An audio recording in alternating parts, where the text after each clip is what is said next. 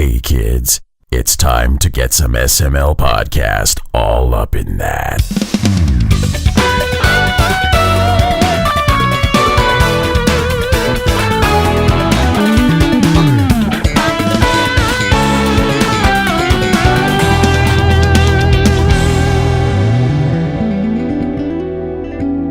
What's up, everyone? This is the SML podcast. I'm your host, Joe. Joining me right now to start off the show, Chris Taylor. How are you doing? Hello, I'm back. You are back. How's it going? Or is this the same episode? Oh, no, different episode. It's fine. It's thundering outside, and the thunder sounds a whole lot like a washing machine. But apart from that, everything's going great. It's a good cover. That is a really good cover. Yeah, the thunder here sounds like a fan, sorry. There's a lot of weird-sounding thunder out there, but as you could tell by the other voice on the call, we are joined by two fantastic guests returning to the show, Zack Johnson, Kevin Simmons of Asymmetric. How are you guys doing today? Very good. Fantastic. Awesome. And what kind of thunder does everyone have? We have a fan, we have a washing machine. Sleeping cat. Sleeping cat, that's a good one. Oh, awake cat. I have an awake cat, too. So there's two awake cat thunders out there, a sleeping cat thunder, a washing machine thunder, and a fan thunder. And the occasional car. And a motorcycle. We heard one of those before, too, before the recording started. Oh, man. So how's everyone doing today? How are you guys? I'm good. Yeah. We are busy with post-Switch launch activities. You just released West of Loathing on the Switch, and I noticed you guys were first on last summer, and it was 9 months after you were on that the game came out, and I'm wondering if something funny happened while I was drunk. Could be. I don't remember when it was that Nintendo first approached us about the port, but it happened relatively quickly after that. There was way more filling out forms, I think, on Kevin's part than there was certainly work on my part and maybe work on everyone's part to get the port done. They reached out to us actually on launch day. Oh, that was the first. Well, then never mind. It took forever. Yeah. Well, yeah. We met with Nintendo at headquarters at PAX Prime or PAX West, I guess. And I don't remember when that was. Like September-ish, usually, right? Yeah, and then I've never been to a PAX, so I have no clue. There's so many of them. I can recommend it. In my experience, when you go there, they let you make a Nintendo game. Well, shit, I should go to PAX then. I can make a Nintendo game. Someone on Twitter was suggesting that that Nintendo should just hand us the Paper Mario license and let us make a game in that IP. Oh my god, I was expecting a bombshell here or there, but that is early to drop a bombshell like that. That would be amazing if that ever happened. Right? I think that it would be. I think the idea of it is pretty fun. I don't know if it would be as much fun as everyone thinks it would be to suddenly pivot to managing a team of that size. And also having Miyamoto himself standing over our shoulder telling us that our jokes are too crude. Oh man. What? I don't know. I think you'd enjoy it. Yeah, probably. I don't think, though, that they've never... I didn't realize this, but those games are all made by a wholly owned subsidiary. I always thought that they were made by a different studio, but it turns out it's like second party. And when you say holy, do you mean like HOLY? Like the Church of Nintendo? Lord Reggie smiles down upon them. Yeah, but it's I weirdly, right before I had a half an hour or so to kill between getting where I am and this call, and so I finally yesterday my Amazon ordered GameCube memory card showed up, which was the last thing that I needed to start replaying the 1,000-Year Door. So I played through the part of the prologue of the 1,000-Year Door minutes ago. There is a lot of text in that game. Yeah, there is. And also, GameCube does not look that great on a new large television. The key there, you just got to get those component cables that are dime a dozen, you know? Yeah, I looked into that, and like that does not seem like a thing that would cost $200, but it certainly is a thing that costs $200. Holy shit, for real? Yeah, I couldn't find a cheaper one than that. Yeah, so I was not going to do that. Yeah, there's a story behind that. Well, now I'm curious. Do you know it? Yeah, I'm really curious too. It's that they were never commercially available. Nintendo came out with the GameCube right around the time that HD TVs were starting to become more of a thing. So they were basically like, well, TVs are going to start having these ports. So if you send us a request card or something like that, we'll ship you some. So they were like a mail order only thing for a while. Oh, wow. Yeah, so they weren't in stores. That's why they're so rare and expensive. It seems like it couldn't be that hard to manufacture. I'm surprised somebody hasn't started making them and selling them for $180. One company did, and they did. So you're exactly right. Oh, well, good. Don't they have guys, I have an idea. The $160 GameCube component cable company. That sounds like an E3 announcement. Come out on stage and drop that. We're innovating today. I found in my box of old GameCube stuff I think it's a Monster or Mad Catz S-Video out cable, but my television doesn't have S-Video. No, it does have a S-Video. Composite video in, so I'm able to play it, but yeah, I just know it. And I don't even know if S-Video would be any better. It seems like at least it's a digital signal, right? I mean, even components not that great. There's only like 2 or 3 titles that actually even put out in 480p, so you're just getting a slightly better signal. A slightly better shitty signal. And maybe I could just set my TV to that mode where it's letterbox down to like playing Doom on a Tandy. What you do is just make yourself a custom cable and hook it up to your game.com. Oh, God. Okay. I saw some sort of an HDMI adapter, but that was also seemed expensive. And I already the one thing when I was recently going through all my old video game stuff, the one thing that was conspicuously missing from my box of GameCube stuff was the GameCube.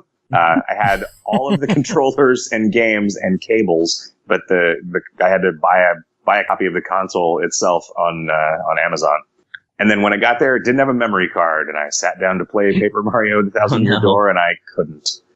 I guess I could have just marathoned the entire thing without saving. The PlayStation Christmas all over again. Yep.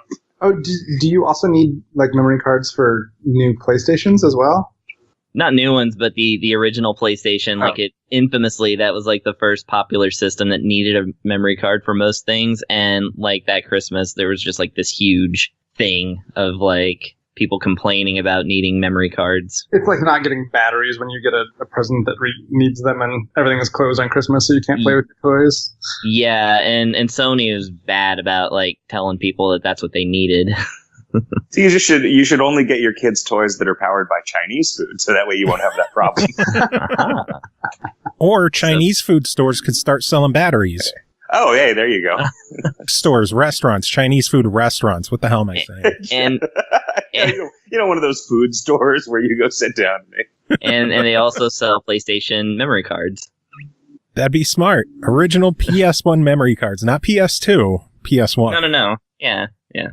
Or are they going to double dip? I was happy though that the GameCube memory card was not $100. It was $15 for 512 megs of solid state storage, which is chafes a little bit, but you need that particular weird plug. I can't believe that GameCube component cables are $250 on Amazon. Yeah, and they don't plug into the regular port. There's a special port for them. There's a second port on the back of the GameCube, and that's what it's for. So they didn't even come with audio cables. You had to still use your regular AV cables. That is so stupid. It was 2003? 2? If you wait until there's like a thunderstorm outside, though, you can use any port. It's one way to look at it. So we're 20 minutes in, and I don't think we've said anything about what West of Loathing is. So for the people who don't know what this game is, why is it on GameCube? It just seemed like a really good fit for the system. You know, its visuals are right out of 2003. Yeah. That's probably overplaying it. Actually, I its visuals are unique and timeless. That's the thing about it. West of Loathing is a stick figure comedy cowboy adventure game RPG hybrid.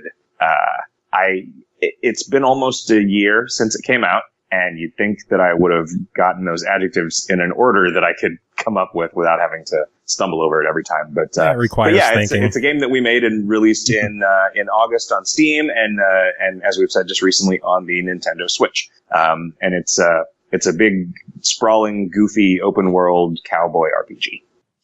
Now, and Chris, it's got black and white line drawing stick figure art, which belies a deep complexity to the gameplay. And yeah, Chris, you did some kind of a review of it or something, right?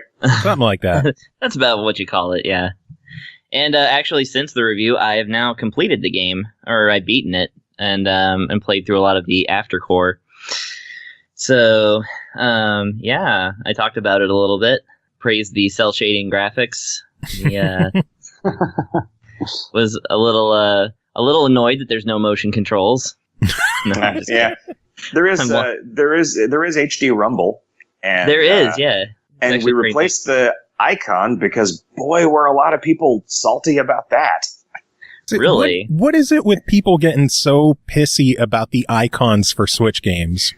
I think it's because they're so big, but they're still called icons. So sometimes a developer will say, "Oh, an icon, I know what that is," but what they actually mean is like an album cover. Yeah. And so, if your album cover is just like a rectangle with the name of your game in Arial, people are really not going to like that. That was our problem, was because when we were on the development units, like you have to buy special hardware to develop on the Switch, and on those units, the game icon is very small. So we just thought, oh, okay, well, then that's just what we use. It's just the same small icon that we used on the PC. And then only after it was released did we realize, oh, no. Yeah, I mean, they kind of had a point about this, right? It doesn't look like the other icons, because like I said, the other icons look like, they have the complexity of an album cover. We never saw it in the right context. And so, and we had an asset that was perfect for it. So we just patched it, There's an exception. The dungeon crawler Heroes of the Monkey Tavern. The icon is just a monkey with a beer in its hand. Oh, it's all right then. I'd see nothing wrong with that. Like no text or anything.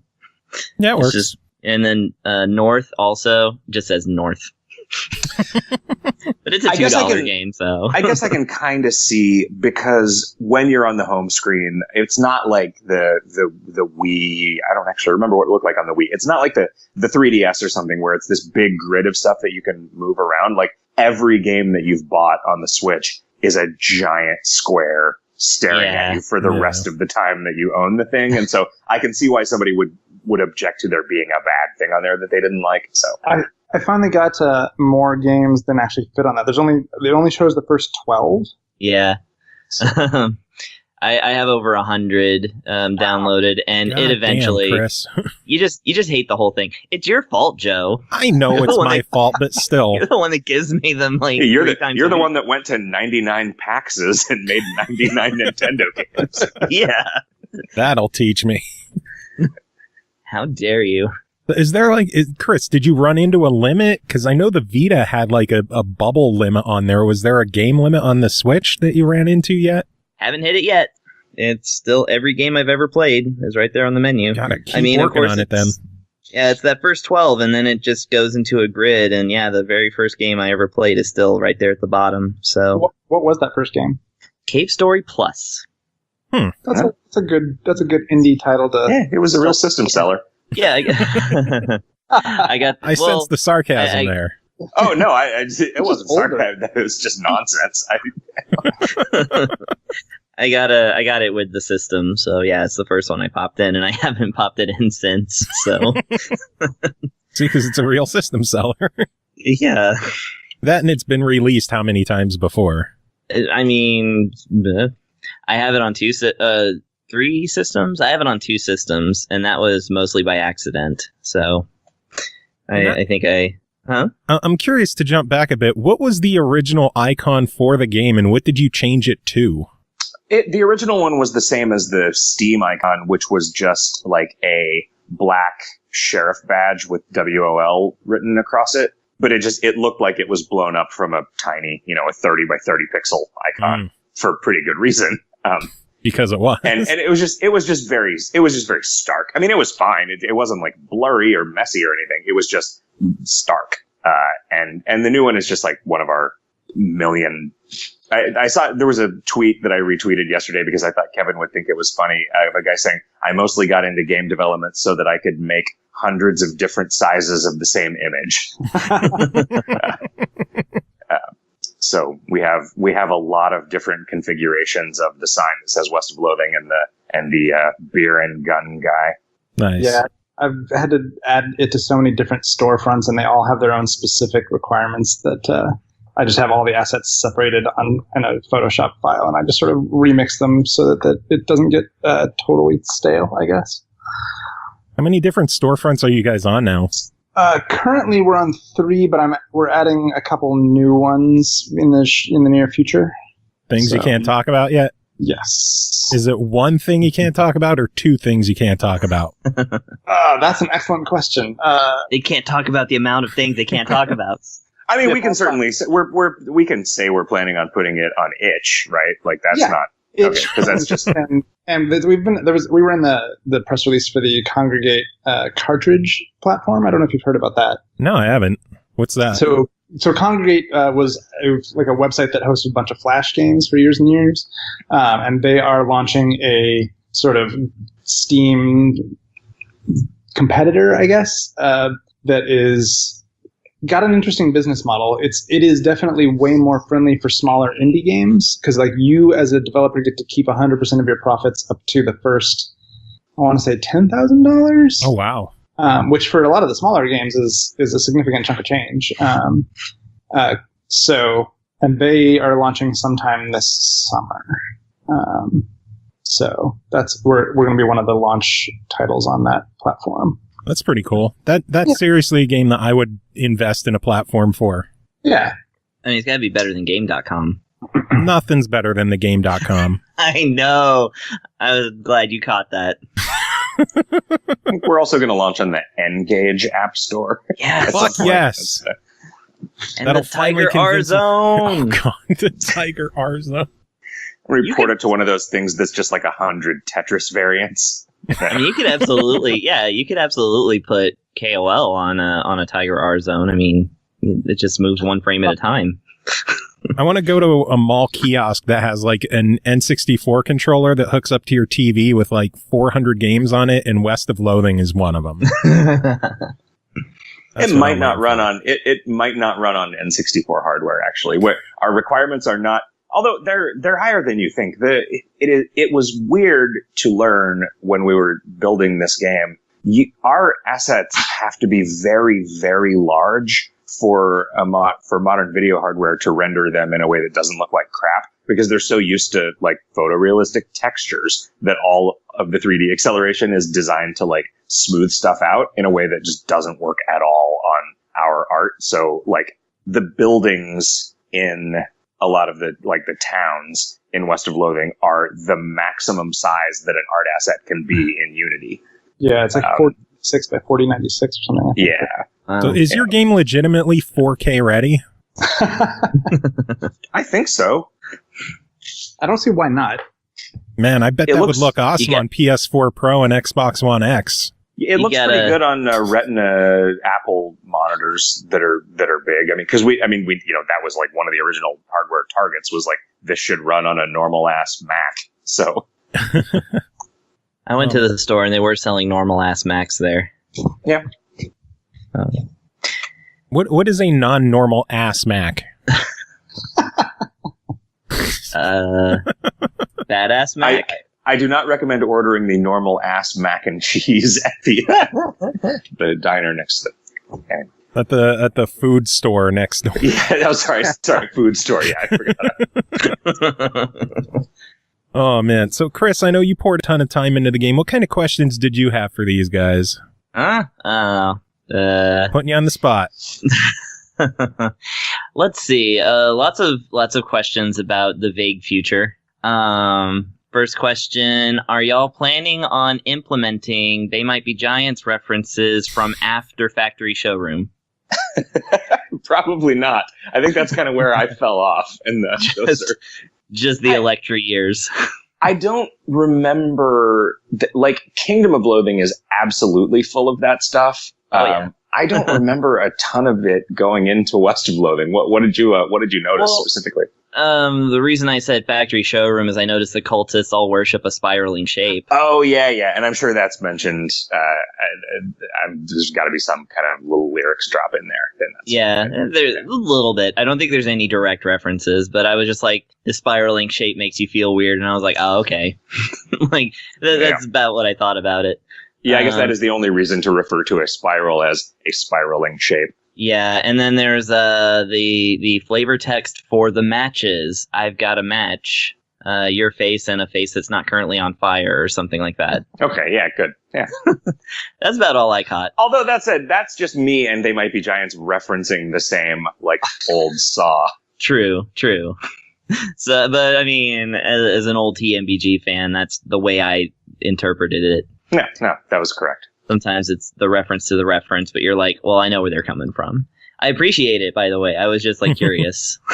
Not to go off on a total tangent, but I do wonder how many things that we attribute to Shakespeare are things that he just was referencing in his time, but we've lost the original. So he becomes a canonical source.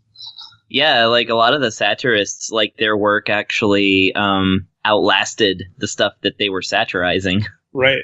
So I wonder then if in the distant future, West of Loathing is going to be used as an original text for things that have been otherwise forgotten. The only surviving Western. Yeah, exactly.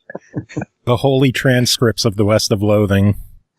I mean, I would appreciate that because it's one of the few Westerns that's not overtly racist. Because, which, again, appreciate.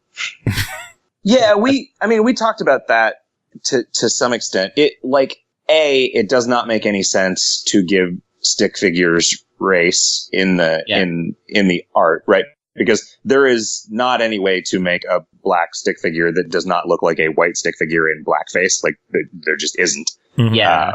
And we kind of just made the decision that, you know what, in our goofy cowboy game, we do not have anything important to add to the discourse about genocide associated with the opening of our great nation. And so we're just not gonna put anything about Native Americans in there. And we were also careful to not okay, well, we're not gonna have Native Americans, but we are gonna have goblins. So none of them are going to wear a feather.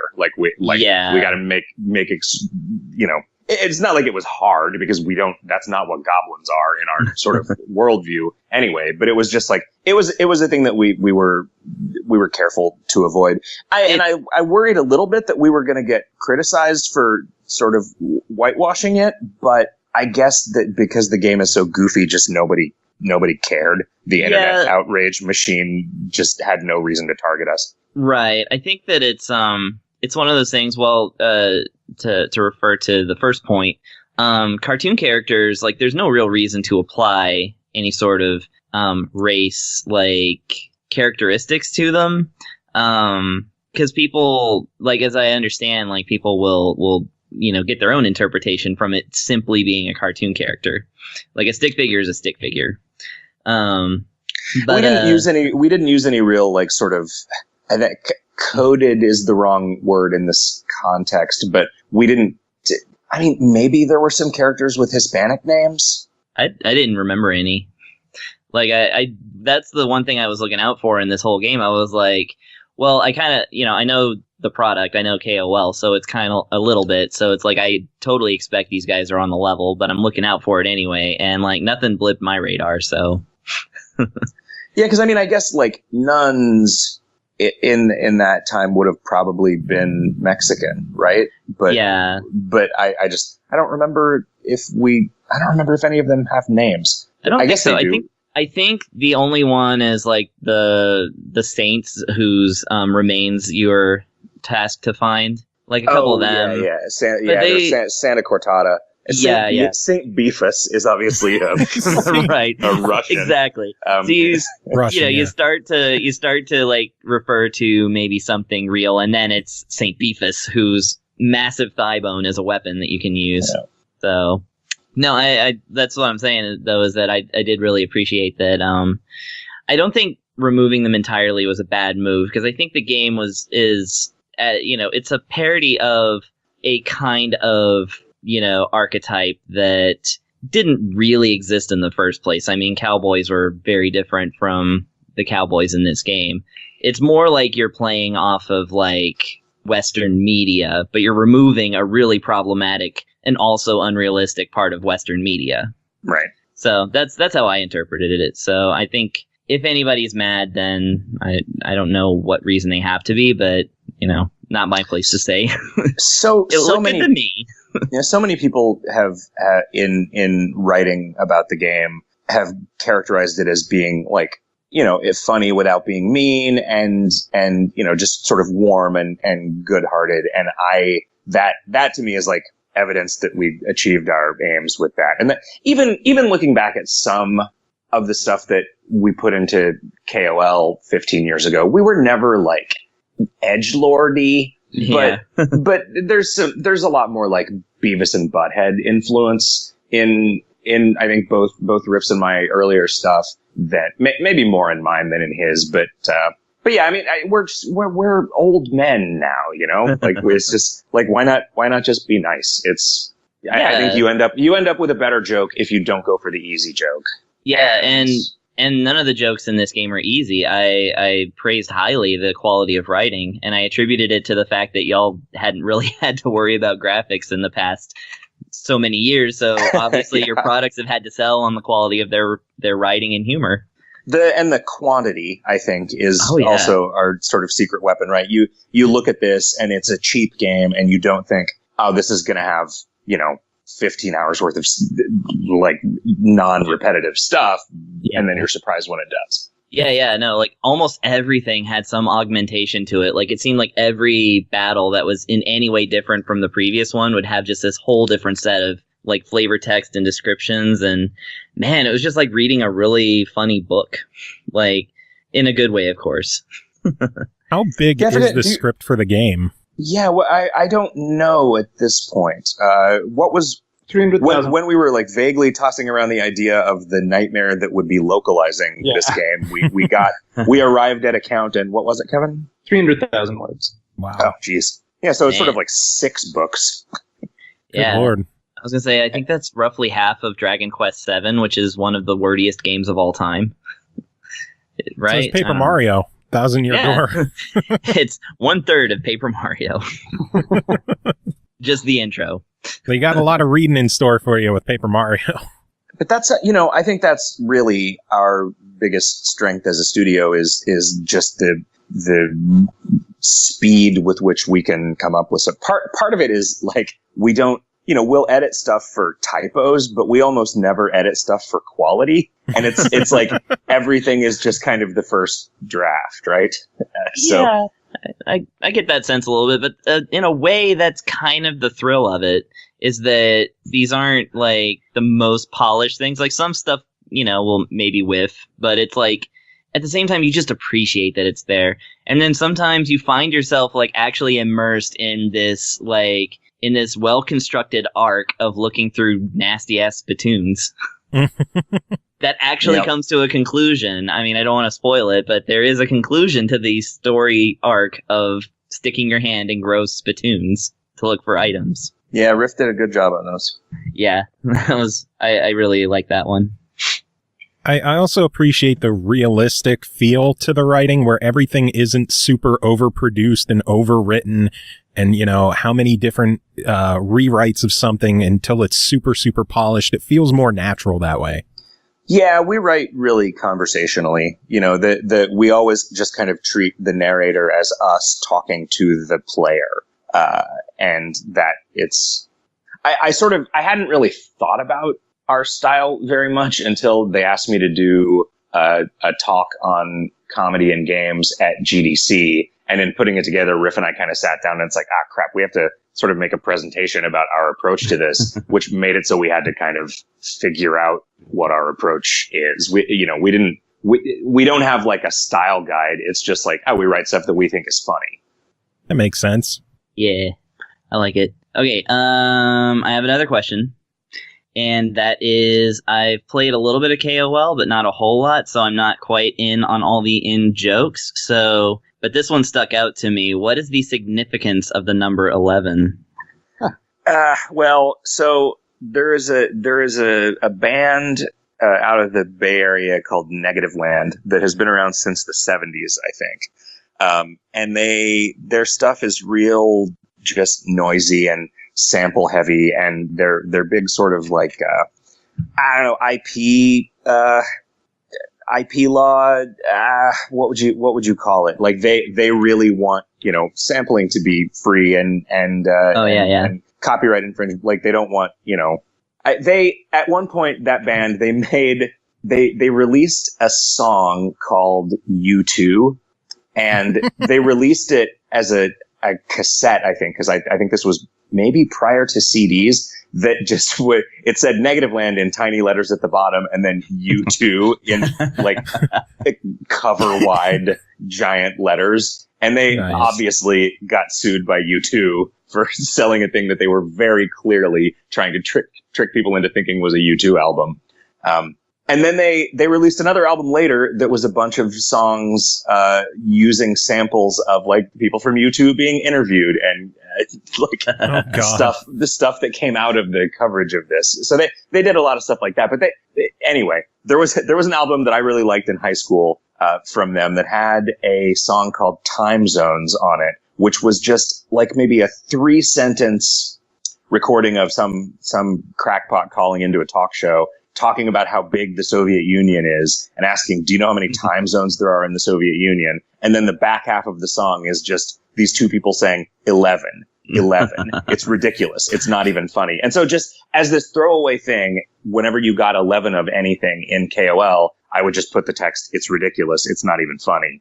And it just kind of became a trope of it. And 23 comes from like conspiracy stuff, and 37 comes from a joke in the movie Clerks, and so we just put in a row. Yeah, Nice.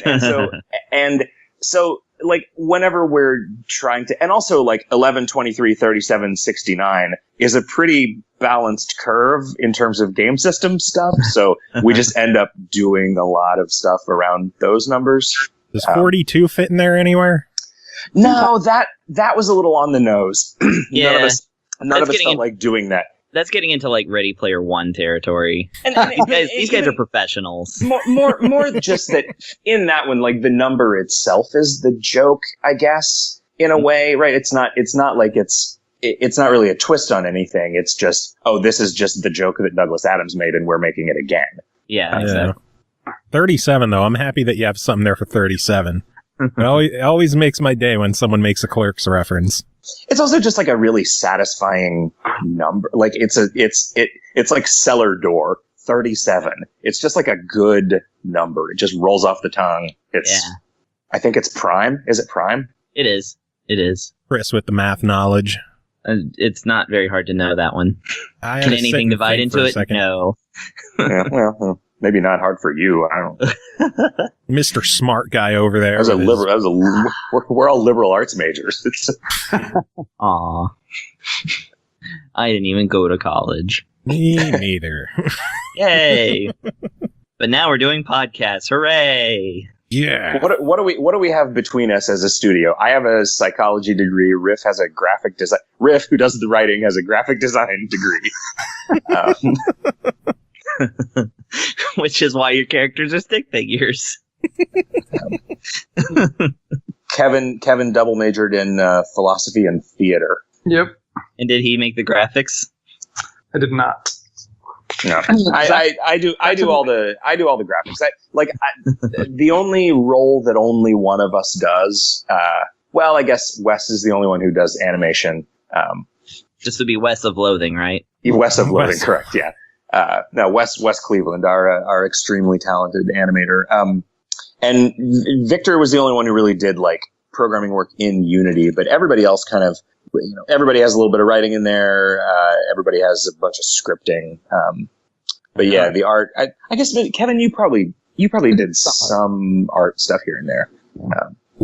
Yeah, it's harder than you would think to correctly ape the style of Loathing's art in a way that doesn't stand out as not fitting with it. It was, a thing that was born out of necessity in the beginning, because when I started Kingdom of Loathing, it was just me. So I just drew, this is how I can draw, like, which is to say I can't. But after doing it for 15 years, like it I think became a cohesive style, and like you wouldn't describe it as being good art, but I think it's intentional. Yeah, it wouldn't work as well. It's not sloppy. Yeah. I'm a huge fan of Super Mega Comics, and I've read the guy talk about how hard he works on facial expressions on his stick figure comics. Like there's still an art to minimalist art like that. So yeah, I actually he had me do a guest comic for the book that he kickstarted that was a collection of his early comics, and it was really hard. It was one of the hardest things that I've ever drawn, is like actually replicating something that looked convincingly like a Super Mega comic. Yeah. Super Mega is very, very, very good. It's a little bit of an acquired taste. It's like, no, it's not. It was instantly amazing. Well, okay, for normies. It's what your first exposure to it was, because some of them are incredible and some of them are like, yeah, it's a little bit of a sleeper. So I love that he's most of my interaction with that comic now is getting notifications that he has refunded Patreon backings for a given month where he didn't produce anything, but every once in a while there's an email with a new one, and it's so great. He came out with one, and he did an audio version first. He did the film version rather first.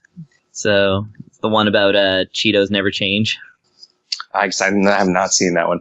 It's on the Facebook page. You should look at it. It's great. Well, I don't use Facebook.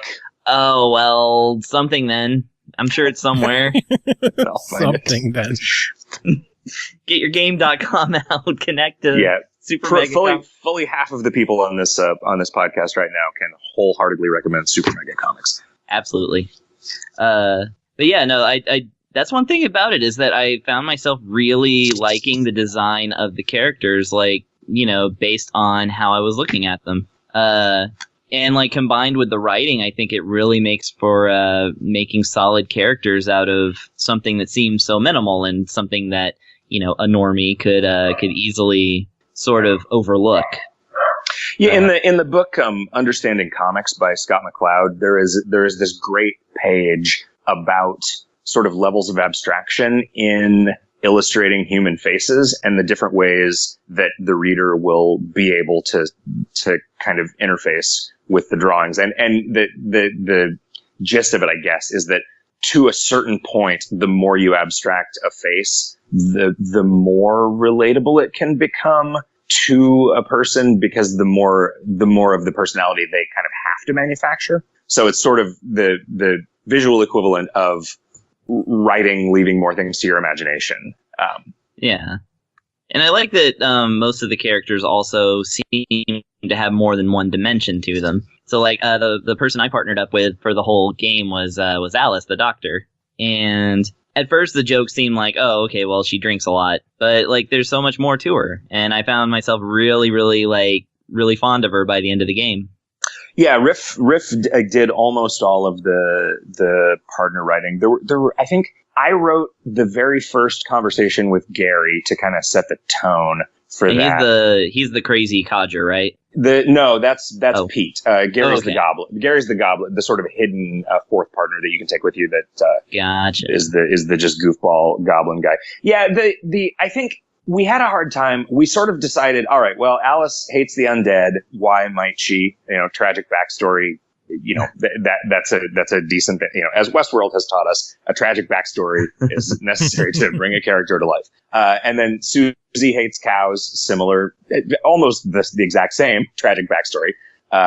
And with Pete, it was a little harder because the idea was like, oh, Pete's scared of mines, but then that just means that he can't really do anything in them. Or he's like kind of scared of technology. And with in a game that's largely about fighting skeletons and fighting cows and exploring mines and technology, it's easier to have stuff to do with the people who are antagonistic towards the things that you're fighting, as opposed to antagonistic towards the things that you want the most to do. I think you'll call them thematically convenient.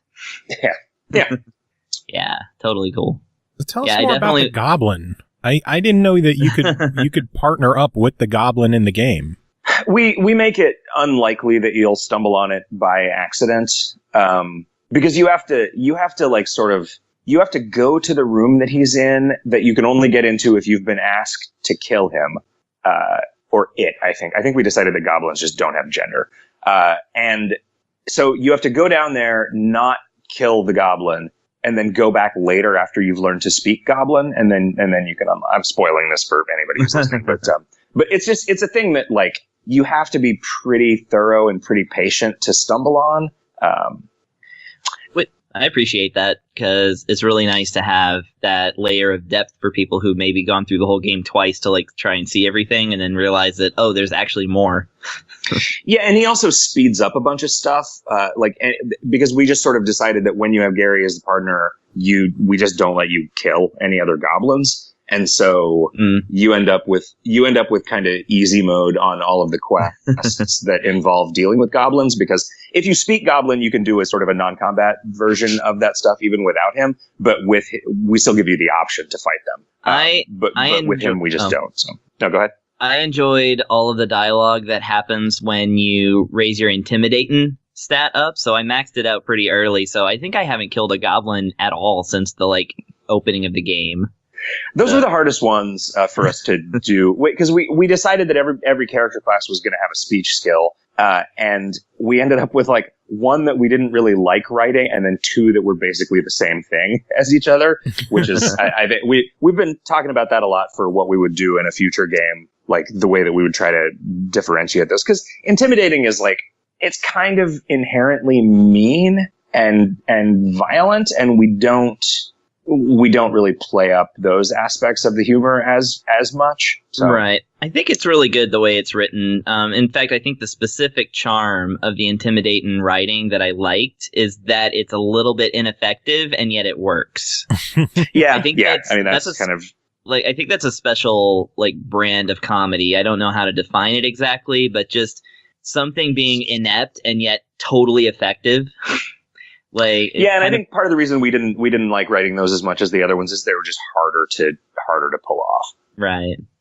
No, I quite enjoyed it, actually. It made me want to have an intimidating cowpuncher.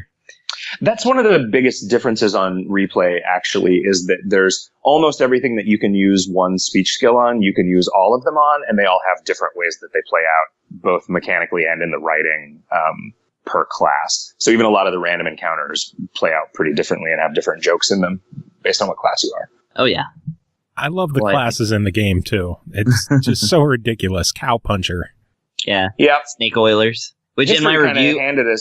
History kind of handed us Cowpuncher and Snake Oiler as a... well, not oil, snake oil is a thing, yeah. And then Beanslinger just came from, the long-standing loathing tradition of magic being about cooking. Nice. I interrupted you. I'm sorry. Oh, no, I was actually going to talk about the bean slingers or whatever.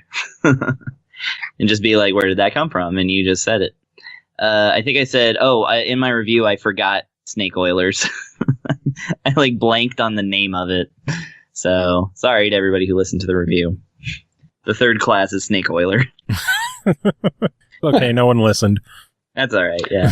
That's the one sort of divergence from KOL is in KOL, the Moxie classes, the sort of rogue archetypes are all sort of based around music. They're disco bandits and accordion thieves. Yeah. And none of us could come up with anything that we liked for a sort of punchy name for a kind of music based Moxie class. So we thought, well, let's just say that was an accident of tradition and that we're not totally bound by it.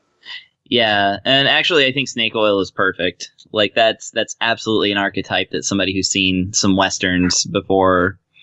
Plus it reminds me of the guy from Pete's Dragon, who is like one of my favorite Disney villains because he's so absurd. I've never seen Pete's Dragon, so that's maybe either all riff or entirely unintentional. I guess I don't know. Yeah, it's definitely the antagonist of the film is a snake oil salesman who wants to chop up the dragon and make medicine out of him that doesn't work. That tracks. Yeah, so it was definitely an archetype where I was like, oh, that's clever. Whereas initially I was like, accordion thief. That sounds more like an in-joke. Yeah. I mean, that is the class in KOL that's the hardest to write stuff for. And it was the one I picked too, which is funny. We did okay, I think, eventually at coming up with like skills and enough content to support it. But it's just accordions are not as inherently like rich as disco. Yeah, and I'm very glad that y'all brought back disco for this game very briefly. Yeah. I kind of imagine that's what that was meant to be, because I didn't really understand the whole Kurtz thing until I saw the dance room, and I was like, oh, well, they just wanted to animate some goofy ass dancing. Yeah. and like make fun of CrossFit in a kind of a good-natured way. That's absolute props to whoever wrote the disco song where they used the banjo as the melody. Yeah, that's Ryan Ike, our composer and sound designer. The soundtrack was really just a treasure. Yes, A+. Is the soundtrack available anywhere? Yeah, Bandcamp, I think, is the place where Ryan gets the most money for it. And it's also available on Steam. I like Bandcamp. Nice. I'll have to grab it on Bandcamp so that I can play some of the songs on the show. Yeah. It's all about that public domain, Joe. That was me, actually. That's not on the soundtrack. Really? Yeah. It's. I can send you an MP3 and give you permission. It'll be an exclusive. Yes. Yep. No, for those, because the joke there was that they were like sort of bad children's arrangements of songs on the player piano because they didn't pay for any real music for it. I used Chris Remo's piano at the Campo Santo office to just record some extremely made up kids versions of public domain songs. Not that the Rednecks version of Cotton Eye Joe is public domain, but I doubt if they're going to come after me. Yeah. And by the way, the quest that's attached to that was one of the tougher ones for me, where you have to find the bandits. Yeah, I think it's the Potemkin game. Is that what it was? No, those are the ones in the fake city. Right. That was one of my favorites, though. I actually really liked that one. Yeah, I was pretty pleased with the way that turned out. The bandit things ended up being so much more work than all of the other stuff because they all required a bunch of weird features of the scripting language that ended up, working really well and being really valuable elsewhere in the game. But those things took forever to implement compared to a lot of the other stuff. Yeah. Also, there's in the Potemkin one with the made up town, there's that musical joke that I really appreciate, which I don't know if you want to give it away, but yeah. And you know what's weird though is that the soundtrack for the front side of it, we changed the song. And so it's like the back is sort of a joke about the song that used to be playing in that zone. Oh, I see. The one that is, yeah. So that was just kind of an accident. I thought it sounded slightly different, but I don't listen to backwards track stuff all the time, so why not? I'm not one of those guys. Fun to do. Yeah. Yeah. How else are you going to learn about Satan? Yeah, exactly. How else are you going to learn, kid? Oh my lord! But I'm curious now. There you go. Hmm? Yeah. The first step in learning about Satan is to refer to him as your Lord. There you go. Oh yeah, of course. Sorry. Got to show the proper respect. Very true. I was going to ask, did you guys add any kind of new content for the Switch version of the game? No. Subtle tweaks here and there. Yeah, it'll instead of like I think Kevin went through, and every place that the game refers to you as refers to your computer. Yeah. But most of the work of the port was in building and controller support. Well, okay, so there was like a day of building and controller support, and then 2 months of redoing all of the UI to make it make sense with a controller. So does the added controller support mean that we might see it on other consoles?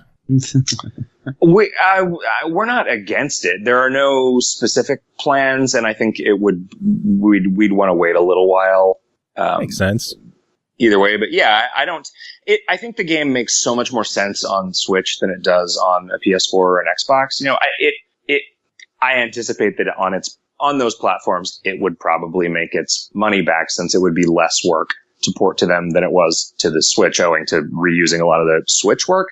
But it's not anything that we're just like champing at the bit for the way we were the Switch version, because we're all like 40-year-old dudes who grew up playing Nintendo, and the idea of having a game that we made on their platform was just very, very exciting to us. Yeah, I remember when you guys were on the first time, you mentioned how you just really wanted to have a game on a Nintendo system.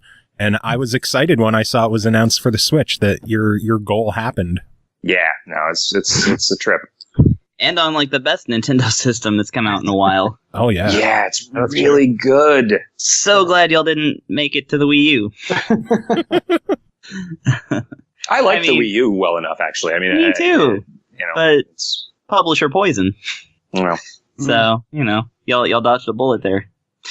It's a good system. In the Wii U days, they were also there. I don't think that it sort of wasn't until the Switch that they, I think, kind of got the way that they needed to approach American indie games. And I don't think they would have let us on a platform in an earlier generation just owing to the content. Oh, nice. Yeah, see, I don't know that side of it. I mean, because for a long time, like The Binding of Isaac was supposed to come out on the 3DS, but they just wouldn't approve the content unless he, compromised it to a point where he was unwilling to. But then on the Switch, it's just, there it is. I think they finally kind of just gave up, or maybe like the Switch finally has good enough parental controls that they felt comfortable putting in stuff. Maybe. Also, it is on the new 3DS. Oh, is it? It's a new 3DS exclusive. It's one of the first ones that came out with the system. Oh, crazy. Yeah, it's on there now. They needed that second stick for sure. Yeah, that makes sense. Well, yeah, it's probably also a content thing too. What content do you think would have rubbed Nintendo the wrong way? Probably all the drinking. There's not like, there's the occasional like piss or hell for effect, but generally it's not like super vulgar, but it does. There's like a special category of the SRB thing that's like, does the game reward you in the game systems for the use of alcohol and drugs? It's like, well, yes. Absolutely. It's kind of one of the pillars upon which I think the Loathing stands. Yeah, and that's the thing. Like, if there had been restrictions on the content to that level, we just wouldn't have done it, because I don't think that I think that would be too fundamental a compromise to make. We dodged a bullet by not referencing any sort of modern day illegal drugs in the game, because that would have pushed us over the edge into immature, which I think would have caused a lot of sort of cascading problems.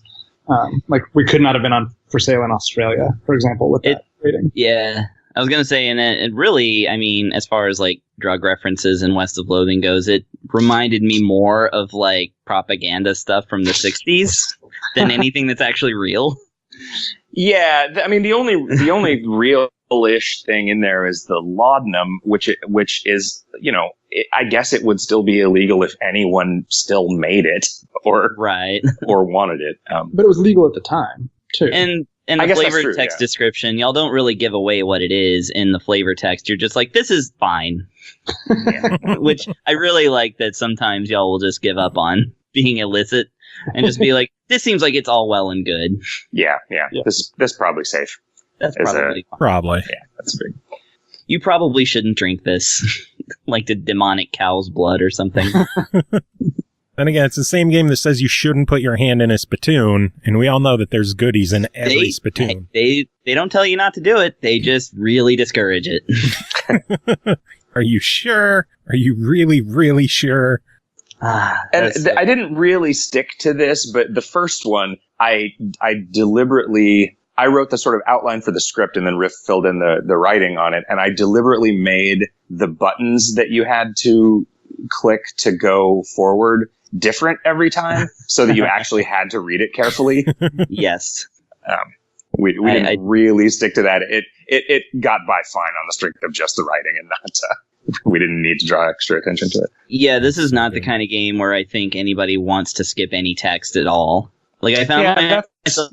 That's a good feeling. Yeah, for a couple of battles, I kind of felt myself starting to scroll through, and I was like, wait, I haven't seen this one yet. And then I'd stop and then actually read it, and yeah. Yeah, I mean, we took pains to make it not repetitive for that. It was the bulk of random encounters that we ended up with in it is less than we were hoping, but I think still a ton, and I think enough. You don't, in a normal playthrough, I don't think you're going to see the same random encounter more than twice, maybe, so. Nah. I mostly just opened up the mausoleum in the Dave yard, but that's because I had Alice, and so fighting more skeletons with her made her more powerful, and so I was and made it easier too. Yeah, that's it. Yeah. So I did that just because I'm a grinding person, so I actually really enjoy doing that kind of stuff. Yeah, me too. There was a lot of internal debate about whether we wanted to include those just sort of infinitely grindable things, just because I think Kevin felt. Well, Kevin, maybe you should articulate what the. And it wasn't fights about it. It was just discussions with your fists. I tend to, I want to protect the player from behavior that I think isn't going to be fun. So in a situation where you know that you can derive benefit from sort of doing the same thing over and over again, but without really thinking about it or enjoying it, some people like me will be drawn to that and just sit there and do it and sort of power up their character there. And if you just remove that, you don't have to design it such that that's possible. And Zach's point, I think, was an interesting and valid one, which was if you want to get a skill and you're a couple hundred experience points away from it, knowing that there are places that you can go and just sort of grind that out without having to think about it can be really advantageous. And I feel like people were divided about 50-50 in sort of anecdotal experience about whether they felt like that was good or not. It was reported as a bug a lot in testing. It's I don't think you should be allowed to do this because people were out of that sort of mindset. It's an interesting sort of divisive thing. Do you let people sort of just collect arbitrary resources in a game where it's not it's not a multiplayer game, so it's not there's an economy that you can screw up or whatever. Yeah. Right. Which is something that we think about a lot with KOL because there is a player economy. We can't sort of just let you arbitrarily collect stuff. So I think it was implemented exactly where it needed to be. I think there's 3 points where you can fight skeletons that are increasingly harder, and skeletons are of course great with Alice because she can instant kill them. And then there's the one where you can grind up the robot, the El Vibrato, and get those pieces, which can be kind of annoying to just find on the map, randomly if you're actually trying to complete that really quickly. Yeah. So I appreciated it. Also, I really like, speaking of that part of the game, I actually really like that you get to essentially learn a whole different language that, even if you don't learn it in the game, if you pay attention, you can actually start to translate it yourself because it's consistent. So...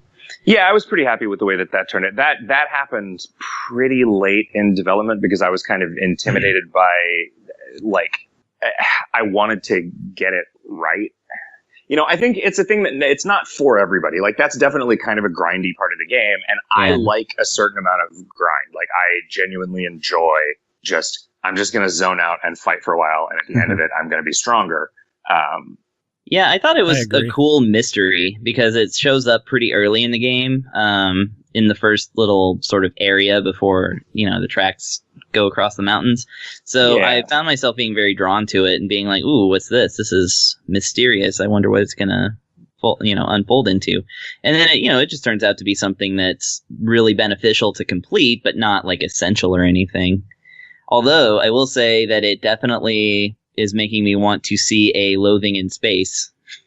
Yeah. So maybe that could be on the docket someday. Someday. Yep.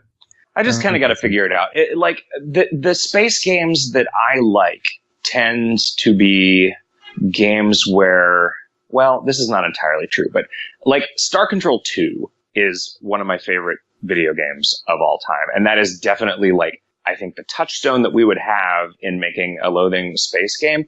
But in Star Control 2, you are way more the ship than you are the captain. You know, you're nominally the captain, but you don't have that much of a character. And I think that I would want to try to make something that played more like a Mass Effect, because that way you're actually just like a guy running around in rooms and spaces fighting stuff. Like I have a hard time imagining translating our graphics into making a convincing space thing, everybody else just looks at me like I'm crazy when I say I cannot picture a space Loathing game in my head yet. And I think I'll get there eventually, but just put a circle around the head for the helmet, and there you're set. Well, right, but it's like a black and white game. So what color is space? Space is black. Okay, does that mean the lines are white? Are the lines, everything is like black lines but with a white outline around it? Is it like it's just invert the color on everything. It keeps me up at night. Yeah, like what was that Game Boy game, Solar Striker? Oh yeah, where you rolled around white space, but then once it was on Game Boy Color, it was like, no wait, they colorized that one in a different way. But yeah, like that's weird. That I feel like that you are the second person I've met who is even aware of that game. It's like one of just a handful of games that I had for my original Game Boy as a kid. It was an interesting experiment in making a vertical shooter on the Game Boy, because it was so early on, and it's a Nintendo first party game. So really? Yeah, it's a really interesting game. Mm-hmm. It's not very good, but it's very interesting. Yeah, it's like a lot of Game Boy stuff, right? Like there were some good games on there, and then there were some games like, this was an ambitious failure. There were such good games on the Game Boy later on that used such cool like technological gimmicks and stuff, and never came to the US. They stayed in Japan. But anyway, like what? Well, I want to subscribe to your newsletter, Chris. All right, I do too. What games had these weird technological advance? Like, you're just full of trivia today. Holy shit! So I'd have to Google it though, and we're in an interview, but. There's a vertical shooter on the Game Boy that utilized this weird way of like splitting the graphical planes, where I can't remember the technological details of it, but it ended up being this really good looking vertical shooter, and I can't remember the name of it either. But if you want to buy a cartridge, they're like $300 on eBay because collectors know about it. I'd rather buy component cables for GameCube. Yeah, 1.5. Yeah, exactly. I think that's a wiser investment. Split into 4.5 colors. Yeah. But no, yeah, there's a really good vertical shooter on the Game Boy, and it never came to the US. And but yeah, then like different things like that. Trip World is another really cool one that I don't think ever came over here, but it was like a Sunsoft game that had like this really awesome soundtrack that I think was made by the Manami Matsumae, who did Mega Man. But and it was gorgeous looking. But yeah, you're too smart, Chris. No, I only care about one thing. Vidya games. And now I'm just old, so I've been looking at them for a very long time. Oh man. But I was gonna say, oh, sorry, go ahead. Oh no, you go ahead. I was just gonna say, like, if you want to be inspired by a good comedy spaceship game takes place in space, check out Vostok Inc. And that was programmed by one lady. I later found out after reviewing it. Yeah, it's a pretty crazy one. Yeah, it's a twin stick shooter. Oh, yeah, I've played that. Yeah, twin stick shooter / capitalism simulator. It's good. I remember it reminded me a little bit of, there is a game that I can never remember the name of the game or of the studio. It's like Moon Pod by Stardock or Star Blast by Moon Pod. It was like late 90s, I want to say, but it's like this kind of sprawling, flying around space, shooting stuff to get stuff to upgrade your ship and fly to new places. And oh, nice. So anyway, yeah, put that vague nonsense in the show notes. Why don't you? Yeah. Stardock from Moonpod Games? I think Moonpod is the name of the studio, but I do not remember the name of the game. Now I'm trying to find this shit out. Well, while we're vaguely remembering space games that we don't know the titles to, in 2006 I played this one really obscure indie game on the PC that was like flying around different planets and setting up trade deals and stuff. And like there was no combat involved. It was just a trade simulator, but in space. And it had little voice samples and things like that. And I remember it being pretty good, but I cannot remember what it's called at all. So there you go. All right, Kevin, now you do one. I remember playing a bunch of Escape Velocity Override, but I don't feel like that's super obscure or whatever. I think the closest thing to obscure that I ever enjoyed was a game called Great Greed on the Game Boy. I have that too. A food-themed RPG. Yeah, it was amazing. I beat it. So is it called Like, Starscape? I don't know. Maybe? Starscape Dimension Drive or Starscape Aegis Warps In? Maybe, yeah. I'm on the Moonpod website. They also have a game called Word Pirate, which looks incredible. Word Pirate. Can't go wrong with Word Pirate. Oh, man. Well, I know we've been chatting for well over an hour now. Chris, did you have any other questions you wanted to ask? I think you asked 2. I asked 3. 3? Because I asked about They Might Be Giants and the number 11 and Loathing in Space. Which I only just wanted. That seems pretty good to me. I just wanted to call it that because Lost in Space. It's almost like a Kevin Smith, one of his stand-up specials where somebody asks a question and then he talks for 2 hours. Yeah. Fucking love Kevin Smith. Well, we're all a bunch of white dudes. We all have 5 dots in podcasting about nothing. Damn, he's figured us out. Hey, it's not hard to figure this show out. It's pretty easy. That's true. But yeah, did you have any other questions? Anything else you wanted to ask? I'm good. I think this is great. This has been a lot of fun. Yeah, I think I'm anticipating a thunderstorm that sounds like a guy peeing, so might be time to go. Cool. Well, Kevin, Zach, it has been fantastic having you guys back on the show again. Last thing I wanted to ask is what's next with you guys? We're working on some DLC that we're hoping to have out in the not too distant future. And then we'll figure out how to deploy DLC to 40 platforms. And we're doing pre-production work on the next game in the series. And we'll get back to work on the iOS port. And anything I'm forgetting, Kevin? No, those are the major pillars. Mm. And we're continuing to work on Kingdom of Loathing all the time because we sort of have to. Right. Good stuff. And I'm still going to keep my fingers crossed for an Xbox version, just like I said last time. I hope I will throw money at my TV if it happens. Well, maybe 9 months from now, a new bundle of joy will arrive. Fingers crossed. Magic happens twice. But yeah, and our lawyers will be in touch about the support payments. Oh man, but yes, it has been fantastic having you guys on chatting. Kevin, do you have any final words to end the interview? Be good to one another. Aw.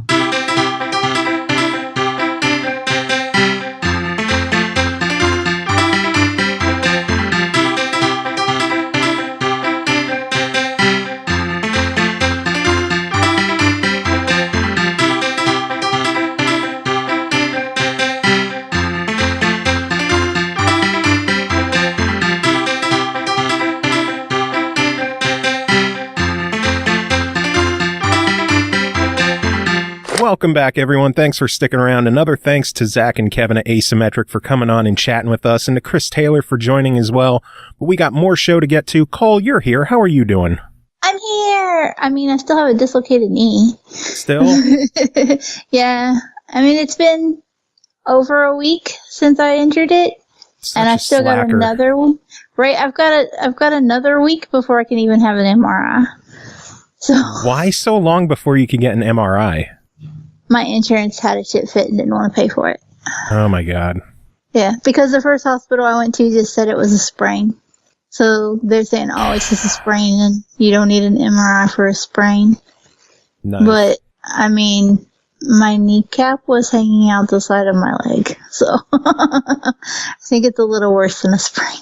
Yeah, just a smidge. That sounds like Ashley, where employee healthcare, whatever, they wouldn't let her get an MRI because they didn't think it was anything important.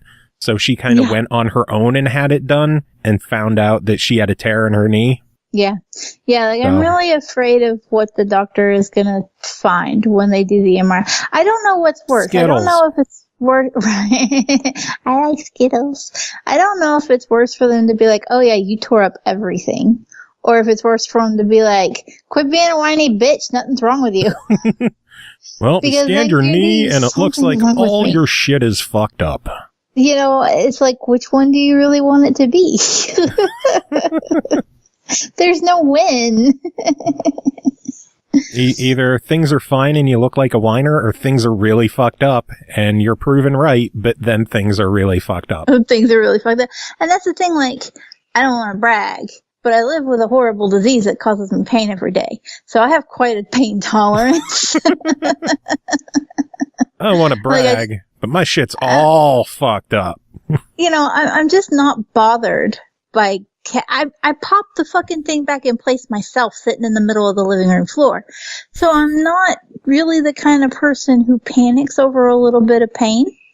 This shit hurts. This is worse than the C-sections I had.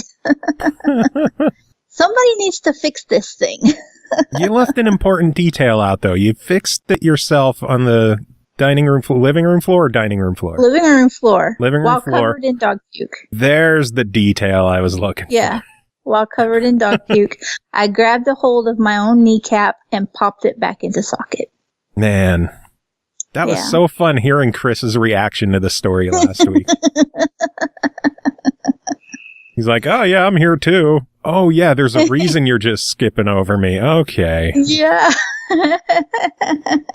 Anyway, we got some news to talk about. Should we dive into the news?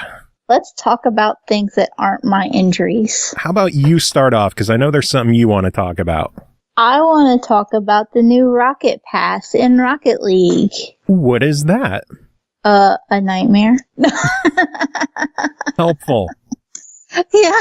I don't know. I'm jumping the gun in assumptions, but basically it's modeled after the Fortnite Battle Pass, where they will have a season, if you will, and you can gain XP to unlock rewards, which is kind of what already happens, which is a little weird for them to be going for the whole pass mode, because as it currently is, you level up and every so often you just get shit. Mm-hmm. It's so a lot of what difference is the shit. pass? So the pass is actually going to have like a whole separate XP system. And again, you will unlock shit, but it is supposed to be more worthwhile shit. There will be two versions of it. There will be a free and a premium. The free pass is going to have like car bodies and customizable items, whereas and decryptors. And if you're not familiar with what a decryptor is in Rocket League, it's basically a key that lets you unlock the loot boxes. But there's a hitch to the decryptors in that anything you get out of a loot box with a decryptor cannot be traded. You're stuck with it, whether you like it or not. Yeah. However, if you upgrade and have the premium pass, you will get, not just decryptors and car bodies and stuff, but you will get actual keys. Anything you unlock with a key can be traded.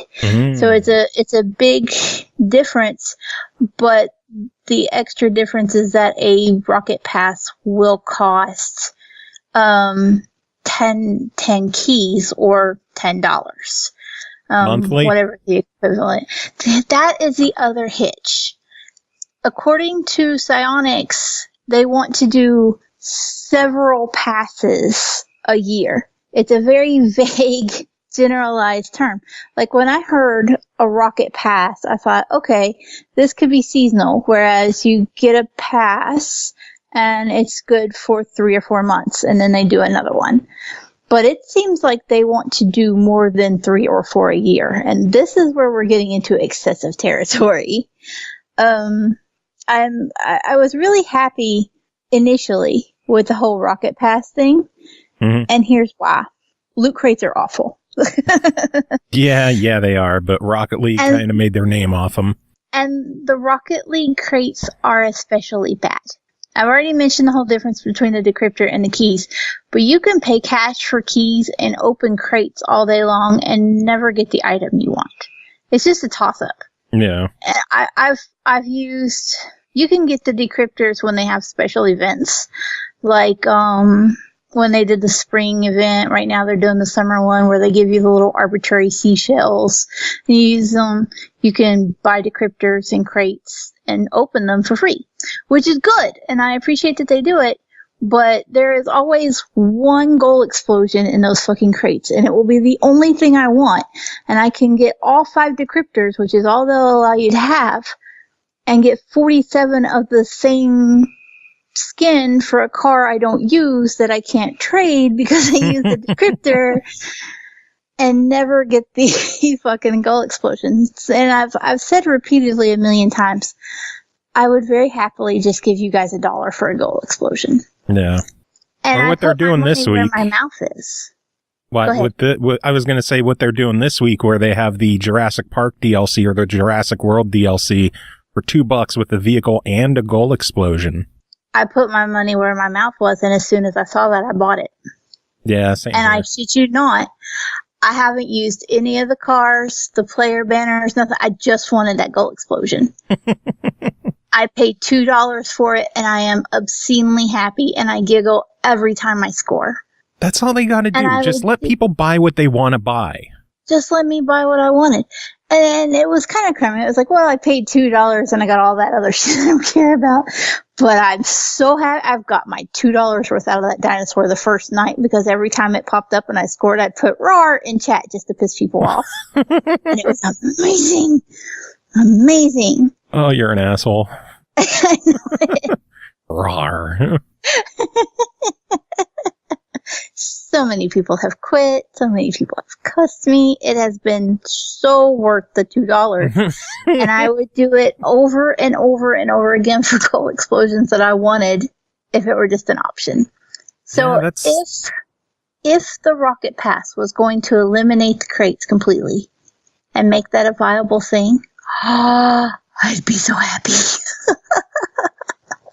Yeah, that'd be nice. I think that's one of the biggest things that bothers me about Rocket League is the loot crates and pay to buy keys to unlock them. Like, I can understand getting the seashells and using an in-game currency to unlock shit, but paying real money for random things, I hate it. I hate it, and I will never support it.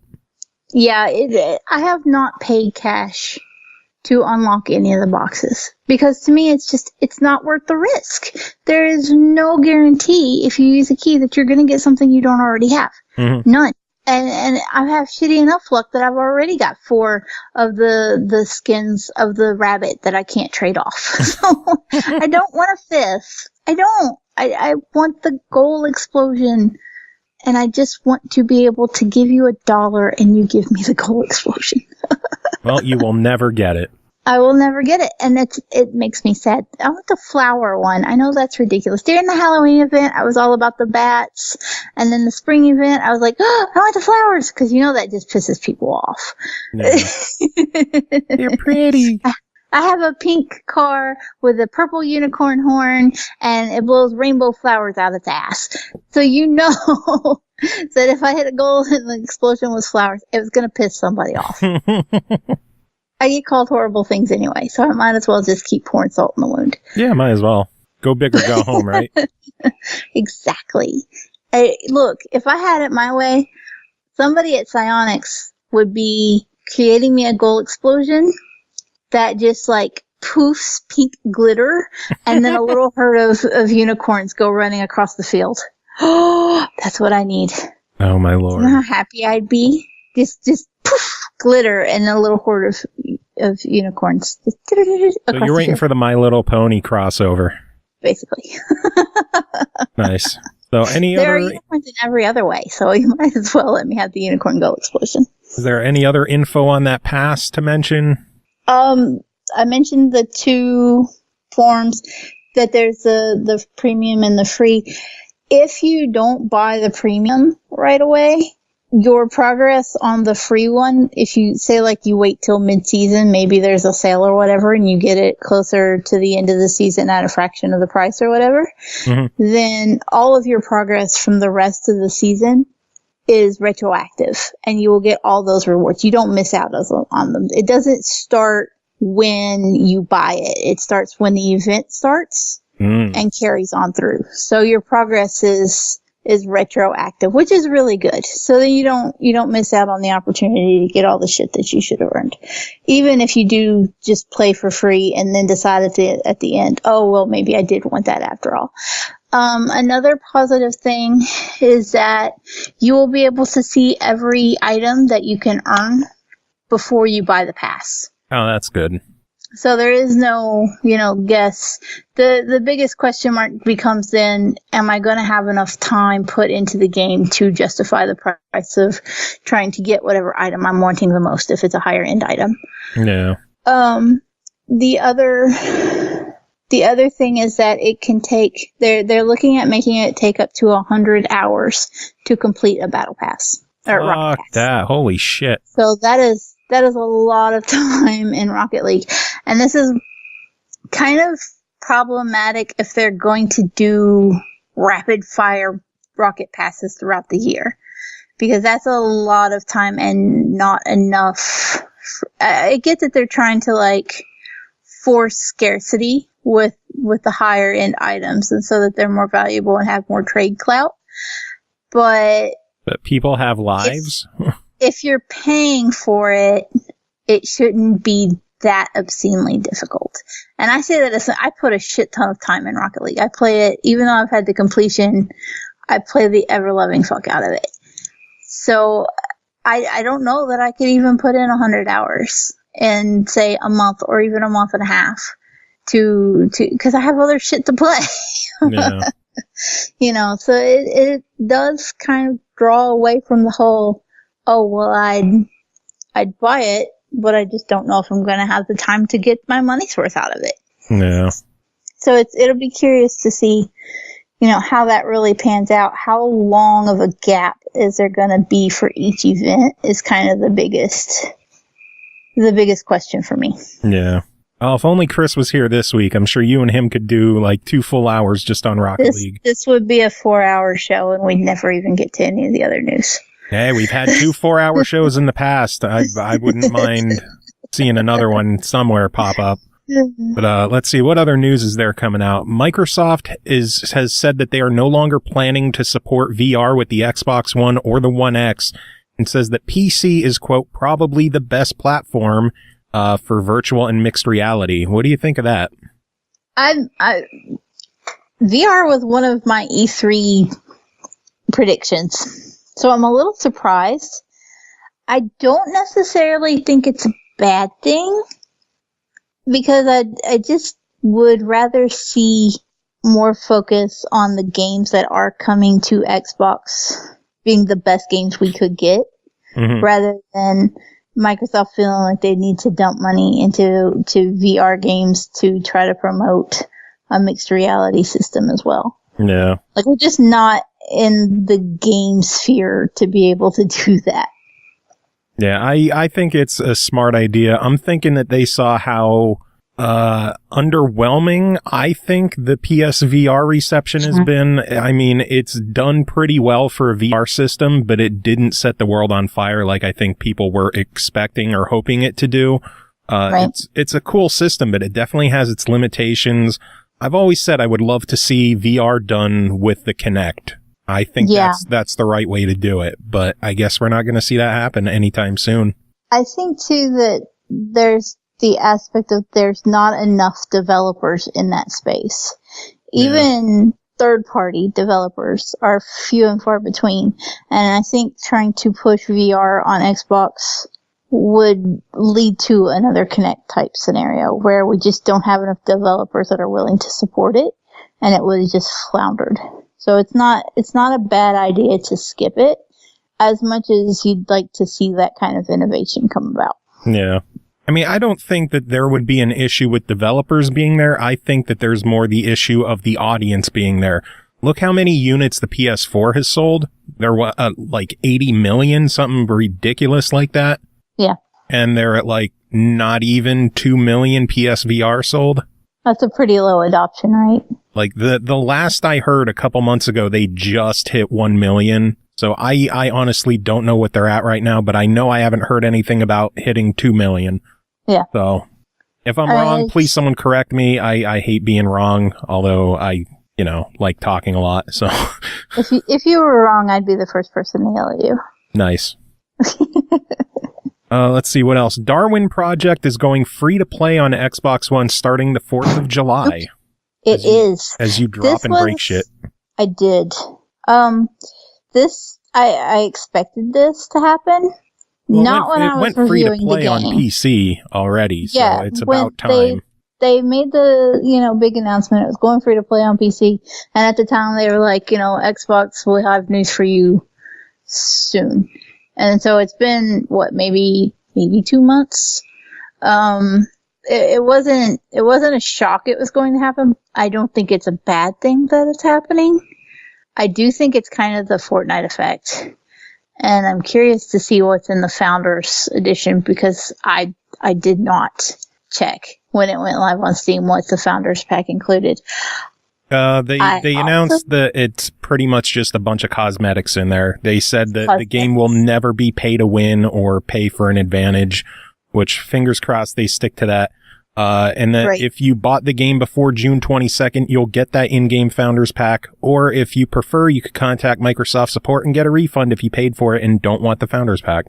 Oh, interesting. Yep. I think that, at least they're offering refunds if you don't want to fuck with it after it goes free. Or if you, it's game preview. Yeah? I think so still, yeah. Because they're still, they hadn't finished fleshing out duos or anything like that. I think duos is coming, though, still. Because there was a mention of friend invites and stuff like that. But it's, for free, it's absolutely a try it kind of game anyway. I enjoyed my time with it. But I was afraid when I did play it that the community just isn't going to be overwhelming for it the way it is. Just because of the nature of how the Battle Royale market is becoming so saturated. Yeah. It was kind of a little late to the game, unfortunately. But the whole aspect of having the director and stuff, it was a lot of fun. It's really, really neat. But so hopefully this will turn the game around and get more people involved with it. Yeah. It's always an option, but I hope it doesn't kill it off in the end. Yeah. Because I did have fun. Oh, good to hear that it's fun at least. I still haven't dabbled with it. I really need to eventually. I liked being the director and having people cuss at me for not helping them. You get people cursing at you a lot, don't you? I do. I'm kind of, I don't mean to be a shit-headed player. It's just that, when you're particularly good at things, people get jelly and then they cuss you. I get a lot of hate mail. Oh, God. How many do you report? I only report the ones that make crude sexist type remarks to me. I get a lot of those though, unfortunately. Well, but if people just message me cussing at me or whatever, I don't care. But once it gets overtly sexual or abusive regarding my gender, and it happens, then those are the ones where I'm like, nah, you gotta go. Bye. Nice. Speaking of toxic fan base or player bases, a new game was added to the backward compatibility lineup this week. Call of Duty Modern Warfare 3. So we know the Call of Duty scene is just filled with pleasant people. Oh, yeah. Oh, Modern Warfare 3, that was so much hate mail back in the day. Well, now you can get more. I'm going to go play that. And that's what I'm doing after the show. Nice. I'm going to go digging through my drawers, see if I still got one of my Modern Warfare 3 discs. I wonder if the price went up at GameStop yet. It was only $8 on Tuesday when they announced it. I have no doubt that it's going to be $30 now. Yeah, we were guessing $24.99. I'm gonna go out on a limb and say $29.99. Yeah. Oh no, we're both wrong. It's only $14.99. So they only doubled the price.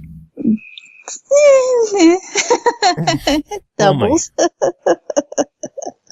Oh, let's see. Achievement fans can now get some achievements on the Switch. The Minecraft Better Together Bedrock version is now officially out, so crossplay is finally there, as well as Xbox achievements. If people do want to play that version on the Switch, they will have to sign up for a Microsoft account. It will be required so that all your mine coins and everything else can carry through. If you already own the original Minecraft for Nintendo Switch version, you can get the new one as a free upgrade. Either find it in the store and grab it if you got it digital, or apparently in-game, they have prompts there on how to get the new version. So that's good that people who already own it get the free version, free upgrade. The Twitter love between Nintendo and Xbox today was so good. Oh, I know. I'm telling you, there's gonna be something behind them. They've got to have some kind of big something. Something has to come of this. They're just too friendly. Be a Nintendo Direct, and it's just gonna blow everybody's brains. I'm waiting for the reveal of like Minecraft Steve or Banjo-Kazooie in fucking Smash Brothers. I think it's going to happen. We have to have something like that happen. Ori. They could put Ori in Smash Bros. Because Ori's in Rivals of Aether, so. Oh man, that would be crazy if that happened. Yeah, that's a thing that could happen. Think about it. I wonder if Microsoft would be okay with Ori releasing on the Switch. I can't imagine why not. Because I think they own the IP for it, so I don't know if they would be like, I don't know. I still think Rare Replay should be on the Switch, so I don't know. We'll see. Nothing is out of the water anymore. Like, everything is just potential. Unless it includes PlayStation, in which case, fuck you. Nothing happens for you. I don't know. They got something good happening for them. It's not crossplay related, but Sony's introducing a PlayStation Hits line of games on the PS4.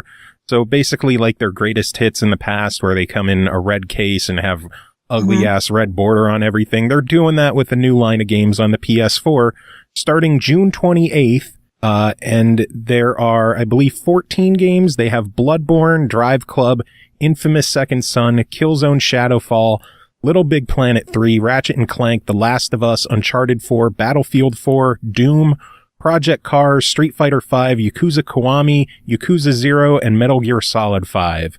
All of those will be available for $20 each in an ugly-ass red case. I mean, that's my biggest gripe with, like, greatest hits versions or platinum hits is that different colored case that just sticks out like a sore thumb. I hate those. Just so everybody knows, you waited till it was cheap to buy it. Yeah, cheap bastard waiting for the $20 version. Like, I think Microsoft did okay with the silver cases, but even now their platinum hits are in normal green cases. Yeah, Sony, they have like a little silver ones, band across them, but those red ones from Sony are just ugly. I hate those red cases, and they're gonna have them for this. Ugh. I can understand because they know you're not a fan. Maybe. I can understand having the red banner on the package. It's like PlayStation Hits, cheaper price, whatever else. But just the red plastic cases are just, ugh. Keep them in the blue ones. I like the blue ones. They're pretty. I don't like blue. What? What? It's funny, but I like green even worse. So, I hate green. Green's the worst color in the world. How can you hate blue? And then I just alienated like the 5 viewers that we have. Because green is the most popular favorite color in the world, and I just think it's terrible. Blue's the best color in the world. I don't know what the fuck you're talking about. Fuck green. It's all about blue. Green is the most popular favorite color. Blue is probably a close second or so, but I don't like cool colors, so I don't like blue and green. It's all about blue. No time knows what's up. Blue rocks. Show me a case that's yellow, and then I'll be happy. Because that's my favorite color. Did you say yeller? I did. Thanks for outing me, Joe. Hey, you're the one who said it. You outed yourself with that. I just called attention to it. Last bit of news I have for the week is that Capcom has stated Devil May Cry 5 is slated for release at the end of March 2019. So at least it's not February 22nd. At least it's not February. It's still in a pretty crowded window. And it's also going to be around Division 2 time, which sucks because I'm looking forward to Devil May Cry. And I was hoping it would be like January to tide me over. Well, January is Kingdom Hearts, so that's already. I'm not going to play Kingdom Hearts. and Resident Evil 2. I'm not going to play that either because it's probably going to have those god-awful tank controls. Yeah, but a lot of people are going to play those too.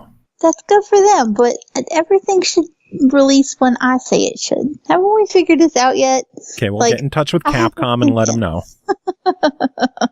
I'm sure Capcom would have no problem having one of their titles compete directly against another one of their titles. It's perfectly fine. Yeah. It worked out fine for EA. Oh, yeah. Yeah. What is it? Battlefield, Battlefront, and Titanfall? It was fine. All in like a 3-week span, something crazy like that. Yeah, that worked out really fucking well for him. Anyway, that's all the news I got. Anything else from you? Xbox teamed up with American Girl to release a playset with the Xbox. And people are hateful about it. And I don't understand. Because hating Microsoft is still the cool thing to do. Oh. No matter what. Okay. Well, I think it's really fucking awesome. Hey, props to those who like American Girl. It doesn't do anything for me. I don't normally follow American Girl stuff. I have 3 daughters, obviously, and so like the 18-inch dolls, though, we have the cheap ones from Walmart. They're like $25 compared to the hundreds that you'll pay for the American Girl ones. But I was scrolling through Twitter when they were announced, and I just kind of glazed over it initially, and then I scrolled back up when I realized what it was, and number 3 was actually sitting beside me, and she said, "Wait a second," and she like legit crawled over top of me, broke ass leg and all, and is like staring down the monitor, and she says, "Is that an Xbox for the dolls?" And I'm like, "Yeah." She said, "Would it work with mine?" And I thought, "Yeah." And she's like, "I gotta go tell my sister. This is amazing." And like she goes running through the house, and she's like, "Sister," because they don't call each other their names either. They just say sister. I don't know why they started doing that, but that's a thing.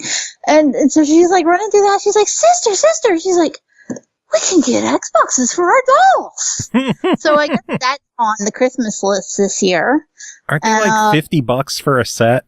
They are. There is something really neat though. They're not just like little chunks of plastic. They're actually little projectors, the Xboxes are. Oh. So the little games have they remind you of the little wheels that go in those flip visor thingies. Mm-hmm.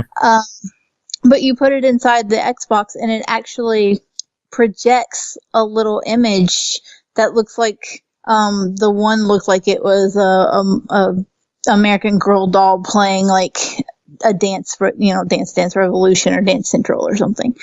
But like they have each one has 10 little scenes, and there's 2 of the little discs. So they actually project the little image and everything. Like they went out of their way on this. It's really impressive. That's nifty. The little chair actually makes sound and everything. So yeah. I still don't care, but that's still nifty to do. Yeah, I understand that it's not for everybody. I'm sad that it's getting so much shit, because there are kids who are genuinely going to see it and be like, "Oh, that's so cool." It validates, gaming as a hobby in a way for kids who otherwise might not think that it's something they could share. And even though everybody's hung up on the whole, "Oh, it's American Girl" or whatever, they have boy dolls too. My kids even have one of the boy dolls. The Walmart have the knockoff boy dolls. And I actually, have friends in my mom's groups who have sons who have these dolls, because boys play with dolls and girls play with games. And that's okay. So it's really cool that, girl or boy doll or girl doll. the game's there, and it's a neat little thing to have. So I'm happy to see it. I thought it was cool they went out of their way to add the little projector feature. I think it's cool. Cool. Good stuff. I guess it does nothing for me. I guess I'm just not the target audience. A 38-year-old bald man is not the target audience for toys aimed at younger children. I think it's important to remember, though, that not everything gaming related is targeted at everybody. And I think that's one of the things that's maybe getting under my skin about there being so much dissent toward it. It's just that, okay, it's not aimed at you. You don't have to be a dick about it, though. You know? Yeah, they do. Everyone has to be a dick. It's their God-given right to be a dick at people on the internet. I had some guy tell me the other day that I only had as much gamer score as I do because I play little cartoon indies and not real games like PUBG. Did he look at your gamer history? I guess not. And then it was funny though, like it's just, and the reason I brought that up was because of the whole just people being weird and argumentative about things that aren't marketed toward them. Like PUBG's an indie. Yeah. But it's not a cartoon indie. A lot. So yeah, but I mean, he was like, it was, and the weird thing is we were on State of Decay 2 when he said it. I was playing State of Decay 2, and that's an indie. Undead Labs, prior to being bought recently by Microsoft, they were an indie studio. First State of Decay is an indie. It was in the Xbox Live Arcade. I paid 99 cents for it. Well, then you bought it on a hell of a sale. I did, yeah. It was one of their New Year's sales where like a shit ton of stuff gets marked down to $1. Nice. Yeah. Well, anyway. Should we jump to reviews and talk about cartoon indies? Yes, I like to talk about cartoon indies. Cool. Well, the first cartoon indie to talk about is called Jurassic World Evolution. Developed and published by Frontier Developments, released June 12th on Xbox One, PS4, and Steam for $59.99 because it's a cartoon indie. Place yourself at the heart of the Jurassic franchise and build your own Jurassic World. Bioengineered dinosaurs that think, feel, and react intelligently to the world around them and face threats posed by espionage, breakouts, and devastating tropical storms in an uncertain world where life always finds a way. Cole, tell us about this one. Holy management simulator. Hey, you asked for it. I did, and oddly enough, despite being very business and management simulated, it's not quite as micromanagey as you would expect. Like, I've played far worse as far as micromanagement goes. Surviving Mars. So this is kind of like micromanagement simulator for beginners with some hardcore dinosaur porn. Minus the actual sex aspect of porn, but like the models for the dinosaurs in this game and the world building and everything, the art direction is so hyper realistic and it is so good. So absolutely good and not at all cartoony. It is based in the same premise as the Jurassic World franchise that we've seen from Jurassic Park and everything. Even to the point that there are some big name celebrities who come back to the series to voice their characters in the game, including Jeff Goldblum, B.D. Wong, and Bryce Dallas Howard. Oh, nice. Although, I will say Jeff Goldblum kind of sounds like he's just reading the script for the first time. He probably is. He kind of winged it a little, and that's he okay. Just phoned it in. Yeah, it's like, you're like, oh, that's actually Jeff Goldblum. Okay. He really enjoyed pronouncing the name of the islands. Please don't ask me to pronounce those names. I can't. Okay. Chris Pratt, however, is not one of the voices in the game, even though his character is there, which is a little weird because the voice actor, the character model does not look like Chris Pratt. It's very, very close without exactly being him. Mm. And it does look more like the voice actor, who is still very similar. It's a really good impersonation. It's just not quite right. But the voice actor doesn't even attempt an impersonation. Like everybody else is there, and Chris Pratt was very much not on board, which is a shame because it would have been a little better with him. Oh shit! Vertically Impaired has too much money and just donated $10. Damn, Tony, that's twice in a row. Why? Yeah. I love you, but why? Also, thank you. Thank you very, very much. But why? I'm not that good.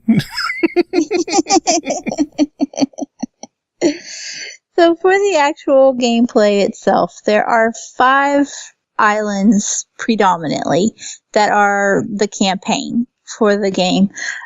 Each island has its own challenge. The size predominantly is the biggest challenge, but some of them are already laid out and have certain buildings, so you can't have like 2 research centers on one island or what have you. So you're kind of stuck trying to build up the park around the necessary research items that you need.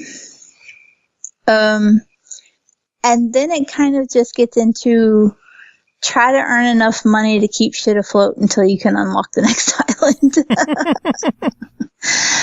There's some weird decisions that go on though, as far as like how much money you can earn and stuff. It all seems very heavily based on the variety and types of dinosaurs that you unearth and manage to successfully hatch.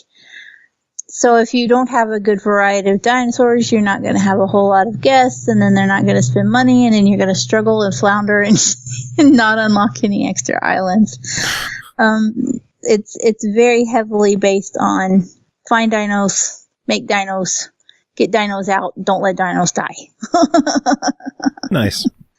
One of my biggest complaints, though, about the game is that unlike a lot of simulators, again, like you look at other ones like Surviving Mars or City Skylines or anything like that, anytime where you have to wait a certain amount of time for research or the development of something or the building of something or just to get enough money to progress ahead, you have the ability to speed up time.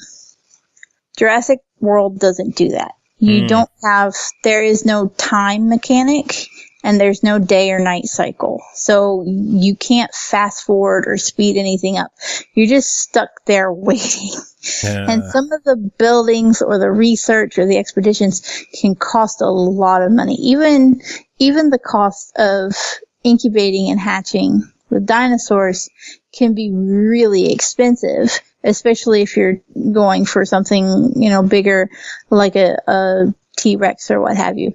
Like just the time to get enough money to even try to incubate something can be a bit of a drag, and you have no way to speed it up or anything. And this is kind of magnified by the fact that there is a fail rate on incubating, which is realistic and makes sense. It's a perfectly fine mechanic if it weren't for the fact that you just have to wait forever, because if you have a failure to incubate or your egg hatches but doesn't survive to maturity and you don't get to release it, the money that dinosaur costed you is gone. And you're talking some of these dinos can be $700,000 to $1 million. Good Lord. And then you just have no choice. If you are hurting on income and you think, okay, I'm going to put all my money into this one big dino so that I get a boost in visitors and can start generating more income, and then that incubation fails, you're fucked. You're just going to have to sit there and wait until you get the money back again. So that really is my only major complaint. It's just that, good Lord, that's a pain in the ass. And to be fair, that sounds like something that with enough feedback they could go in and add some kind of way to speed up time. It doesn't sound like that big of a hurdle to overcome. And I'm not even going to lie in that there were times where I'd just be like, if you're careful, you can set things up in a way that you know your game is going to be safe. And so I would just, set the controller aside, go make a snack, check YouTube for a few minutes, come back and be, oh, now I've got enough money and I'm okay. This is a little harder to do on some of the later islands where you have issues like storms and stuff that will crop up. Yeah. Because the worst thing that can happen is your fence gets destroyed and your dinosaurs go on a rampage and start killing your guests. Oh, God. Which is totally a thing that can and will happen. Yeah, one of my friends has been playing it, and she said that she was having a lot of fun with it, but she would continually just get lawsuits against her for dinosaurs getting out and fucking killing people. Yeah, she needs to upgrade to electrified fences. I'll be sure to let her know. Yeah. But and it's just that it can be, like I said, just a pain in the ass if things go wrong and you don't have the money to deal with it. No. One thing that I did like that I thought was really neat, though, you have to have like rangers and containment units. One is a helicopter for like transporting the dinosaurs and stuff, and then of course the ranger units are in the little jeeps like you see in the game. You can actually take over and control those manually. Oh, nice. So rather than just like, if you want to be, quick and efficient about it or whatever, you can just tell the AI to do it and just set up like a task list of 2 or 3 things for each unit to go do, and they'll take care of it all for you while you just muddle over something else. But if you really want to get down into the action, you can take over and you can drive and you can go and tranquilize the dinosaurs and administer medication to them, or, refill planters, or even just drive around and take pictures. There are achievements for taking pictures of dinosaurs attacking your visitors. And I spent an obscene amount of time earlier letting Dilophosaurs run around, just trying to get pictures of them doing Dilophosaur things. Oh, you achievement whore. And I had so much fun. Well, overall, $60 on this one. What do you think of it? I do give it a buy it. I really did have a lot of fun. I intend to keep playing it some more because I like these kind of games anyway. And like I said, if the biggest complaint is just that I have to sit down the controller and go do something else for a few minutes till I get money, so be it. Yeah. I'm not huge into sim stuff myself, but I might have to give this one a try. Just between you and my friend Megan just praising it so much, I might have to give it a shot.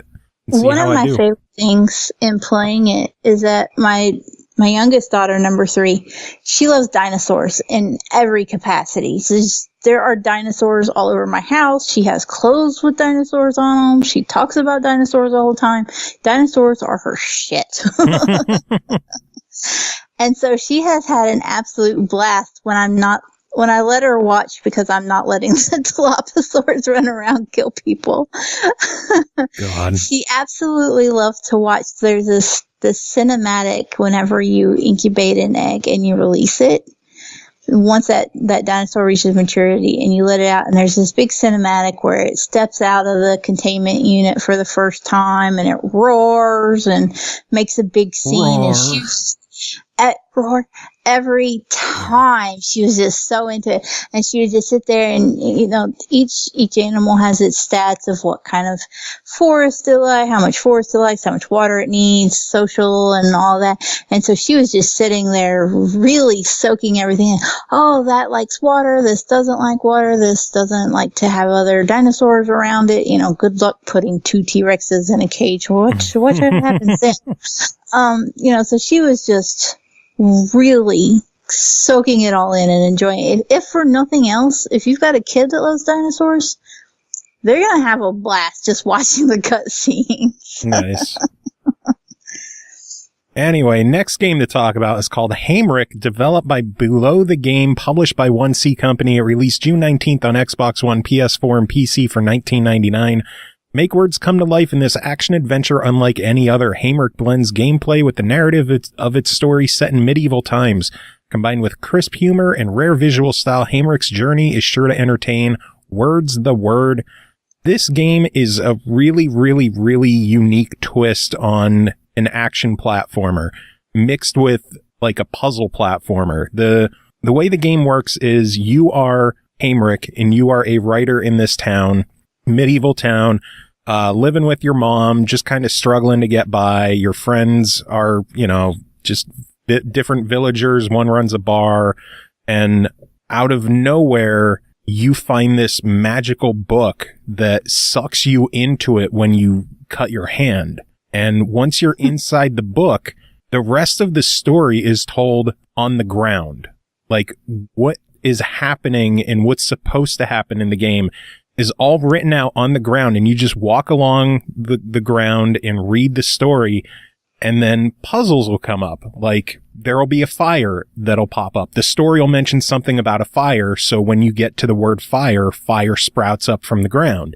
And your goal is to figure out how to get past that. So you would look back in everything else that you just read and walked over, and you might see something of like, mentioning mud. And hey, mud could put out a fire, right? So you go and you have to hit the button to pick up mud, but you can't just grab a handful of mud. So you keep reading, and there's something that mentions a bucket. So you pick up a bucket, you go back to mud, you pick up the mud, put it in the bucket, go back to the fire, throw the bucket at it, and the fire goes out, and you proceed on. Or there could be easier ones, like it mentions a fire and something previously mentioned rain, which makes it a lot easier. You'll run into enemies, and you'll have to look for different ways to defend yourself, whether you're picking up a knife or a sword, or whether you pick up a crossbow. And of course, if you pick up a crossbow, you got to find arrows as well. It feels very much like Scribblenauts, but the text is already there waiting for you, and you just have to figure out how to progress through the game. There's some boss fights in the game that kind of play out like a chase sequence, puts a fun twist on it. There's standard kind of action platformy, walking through the town, walking through caverns, moving, just basically plot points to get you from being in the book to leaving to going back into the book, since the meat of the gameplay happens inside this magical book. The best part of this game for me is the humor and the cartoony violence to it. Haimrik dies in some incredible ways in this game. Starting from the beginning, there's a mini kind of chase, quick time event sequence where you're sliding down a hill and you have to jump over fires. If you mistime your jump and you hit the fire, you just see like a bloody splatter sliding down. Like, the violence in this game is so cartoonishly over the top that I found myself laughing at these grotesque, horrible deaths. But the visual style, which is all like hand-drawn, pencil drawing look to it, it is just so charming and so funny that these horrible, awful deaths are humorous, and it works really well. It's a really, really well done visual style. The animation is really well done. There's minor voice acting in the game, mostly like just grunts and everything else, but, like, huh, ha, huh. And it's just really well done, cutesy, entertaining. The best thing I could say about this game is that it is just entertaining from start to finish. The downside, you could probably beat the game in about 4 hours. My total playtime once I finished the game was just shy of 5 hours, and I know I left it on the title screen and had dinner once. But you could probably get it done in 4 to 5 hours if you're pretty good at puzzle games.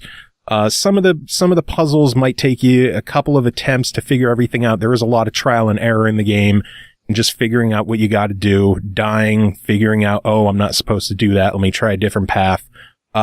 Another negative, and I know you're going to hate this, there's no chapter select. No, this is my arch nemesis. Yeah, I beat the game. I played part of it and I realized, hey, I missed this one achievement. I wonder if there's a stage select so I could just go back and select this chapter and retry it. Nope. I hoped maybe if I beat the game, it unlocks a scene select so I could go back. Nope, it didn't. So all of the miscellaneous secret achievements in this game, you either got to follow a guide and make sure that you're paying attention and you get them, or you're going to have to replay the entire game again to get it. On the bright side, there is no speedrun achievement. It's So I know okay, well, that'll that's make a you little happy. redemptive. Though I will say, if you were to beat this game and then try speedrunning it, you could probably beat it in maybe an hour and a half. The most of the challenge in this game is going to be figuring it out. And once you figure everything out, you could just pretty much blaze through it if you really wanted. It's not a huge game. That said, $20 on it, I feel it's a little bit on the pricey side. If this was $15, I would give it a wholehearted recommendation. As it stands for 20, it's still a very, very highly recommended try it. It's just the shorter length of the game mixed with the higher price of the game. I can't give it my full support, but if you've got the extra money to spare and you want to get a good laugh out of it, even though, as you get near the end of the game, there will be points where you're like, oh, God damn it, I'm going back in the book again. I just want to see the end of the story. I was really sucked into the story on this one. It was really good. But otherwise, yeah, I really enjoyed it. It's good stuff. Nice. All right, next game to talk about is called Yet Another Zombie Defense HD, developed and published by Awesome Game Studio, released June 22nd on Xbox One for $4.99.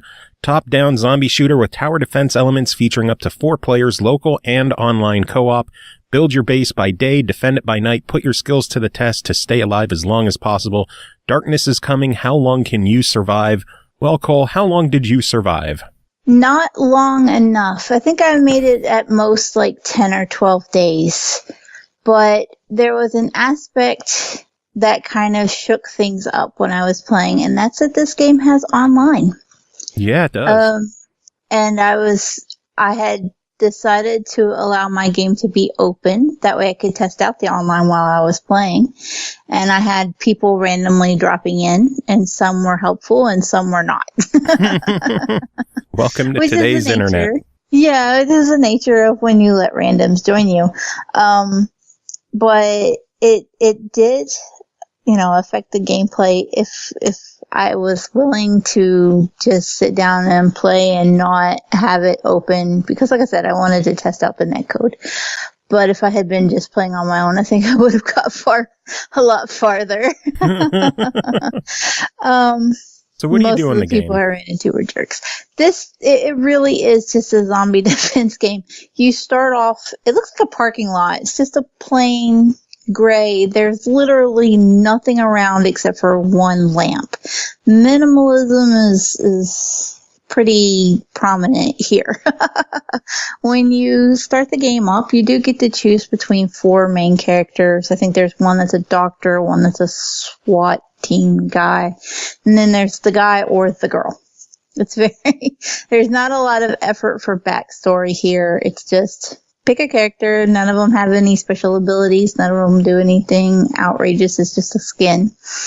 And then you're dumped in the middle of this just bland gray lot.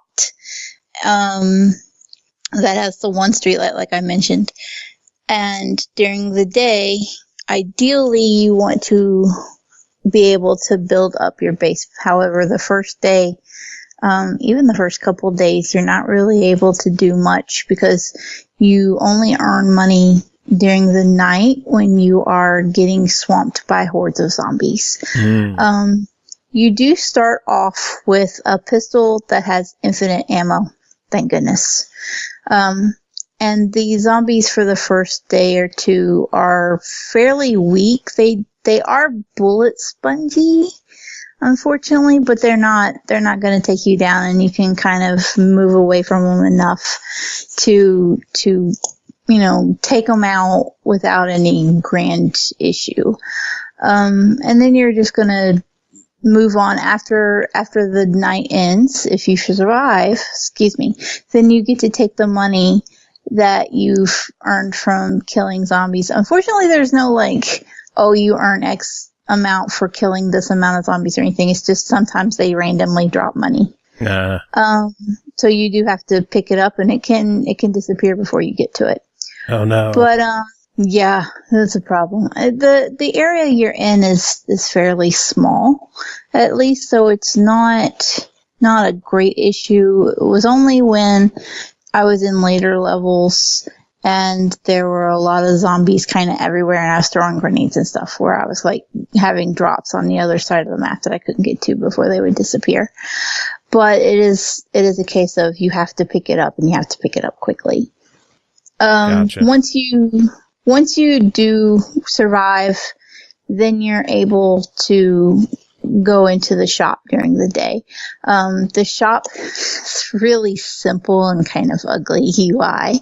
It just pops up. Different items are in kind of like this scrollable list at the top of the screen. And then there's just a little box with some details about it on the left-hand side. It's very, very minimal. But it'll say, you can buy a chainsaw or a rocket launcher or an assault rifle. And then, of course, once you buy the weapon, you have to buy ammunition for it. Because unlike the pistol, they will run out of ammo. So you have to, buy mines. You can buy barricades and build around your lamppost so that you're building up a base to make it more difficult for the zombies to swarm you. And how you build up what your, little base looks like and everything is entirely up to you. You can buy wooden barricades that, don't take as much of a beating from the zombies, but do help in the beginning. You can buy electric fences eventually. The prices kind of feel a little arbitrary, and they don't always line up with how far you've progressed versus how much you can make, if that makes sense. Like you can save up and just still not be able to get anything useful. Yeah. Which can kind of set you back. It's a little worse too when you realize that during co-op, this is where the randoms joining me was a problem. The money is shared. So you have to really be able to talk to the person that you're playing with and, work out how you're going to spend your money. Because the dude that jumped in my game, he was buying bases for auto turrets, but then we couldn't afford a gun to sit on the turret. Oh, God. And so there were just turret bases sitting around, and we didn't have barricades or anything. And I'm like, dude, please stop spending our money. And that's when you kick the player. Yeah, and there's not an option to do that. Or if there was, I couldn't find it. You're just stuck with whoever comes in and goes. Again, because it is very minimal as far as UI goes. There's just not a lot of options there. There are 3 game modes. In addition to just trying to survive, there's cooperatively or alone. There is a deathmatch mode as well, where you're actually trying to kill other players, even though they're human. The zombies are a threat, and they're still there, and they can attack you as well. And it's like a poor man's battle royale. Everything has battle royale. I didn't even really get to play it that much because I couldn't find games for it. So unfortunately, it wasn't even really an option. Yeah, the joys of pre-release gaming. Yeah, what little I know about it was only because I was able to find some YouTube videos of people on Steam playing it. Which was a shame, because I would have liked to try that out, at least just to see, like, if I could murderate these people who were jumping into my games and messing me up. All said and done, yeah, it's not pretty. It's not anything that's going to blow your mind. But if you're looking for something kind of co-op to blow a little bit of time in at a $5 price tag, I do give this a fuck it, why not? I'm always inclined to support games, indie games that are smaller budget, might not be over the top, but at least go make an effort to have multiplayer. Yeah, and that was $5 and online. Yeah, $5. I can drag a friend along. We can build up a base and just kind of smash through some zombies. I'm not mad at it at all. The netcode was solid, even with people jumping in and out of my game over, a couple of days of playing it. I never had any issues with lag. There was never any stutter. It didn't make the game more difficult for somebody else to be there, other than the fact that they were being dumb and wasting the money. Nice. So it was and all in all, it was a enjoyable experience. So for $5 with online, I do say fuck it, why not? Sounds good. Next game to talk about is called Awkward, developed by Snapfinger Click. It released June 5th on Xbox, PS4, and PC for $11.99, coming to the Switch as well. At the end of the 1800s, the government declared a global ban on this legendary card game due to an increase in bar fights, divorces, and family feuds. It was political correctness gone mad. Awkward is the ultimate test on finding out how well friends, couples, and family know each other. First off, that's kind of a joke. I hope people realize that. I don't believe this game existed in the 1800s. But this is an interesting twist on like the Jackbox formula, where you are presented with a question with two choices.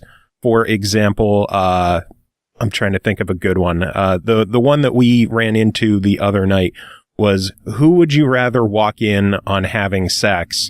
Your father or your partner's father? Questions like that. And then you have to make a choice depending on the mode that you're playing. In single player, you're supposed to guess what the general public voted on that question. And if you agree with them, you get, you get points for it. If not, it's awkward. There are a bunch of different modes to it, and all of them play a little bit differently. Locally, you could have up to 6 players playing it. Everything is done on one controller, so it's going to be a pass the controller kind of thing. And like, hey, friend, close your eyes while I'm answering this, because, they have team modes where it's like 2-on-2 or 3-on-3, and you have to see how well your teammates work with each other and agree with each other and how well you know each other. Or in like a free-for-all mode, just how well you and whichever player you're matched against for that round, how well you know each other. And it's just coming down to these A or B questions, picking an answer, and then waiting for your teammate or whoever else to answer and hope that they pick the same question or pick the same answer as you. There's also an online element to this, which is a live show, where I did this in single player because I don't have any friends to try out a multiplayer live show. But it comes down to people in your Twitch or Mixer or YouTube chat room answering along with the question and trying to guess what you picked. So, when I said I would rather see my dad having sex with people, and the people online thought that I would rather see my wife's father having sex with people, it turns into pure hilarity and craziness and goofiness.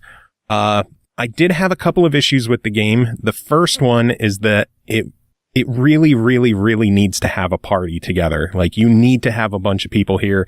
There is the single player mode where you're just trying to guess what the general public was saying on there, where it kind of plays kind of like a Family Feud of if you agree with the majority or if you're wrong and you don't guess the right one. But it is definitely something meant to be played with more people in public or in the same spot, like a couch co-op, a local party. The online play was fun. I did have a lot of fun with it.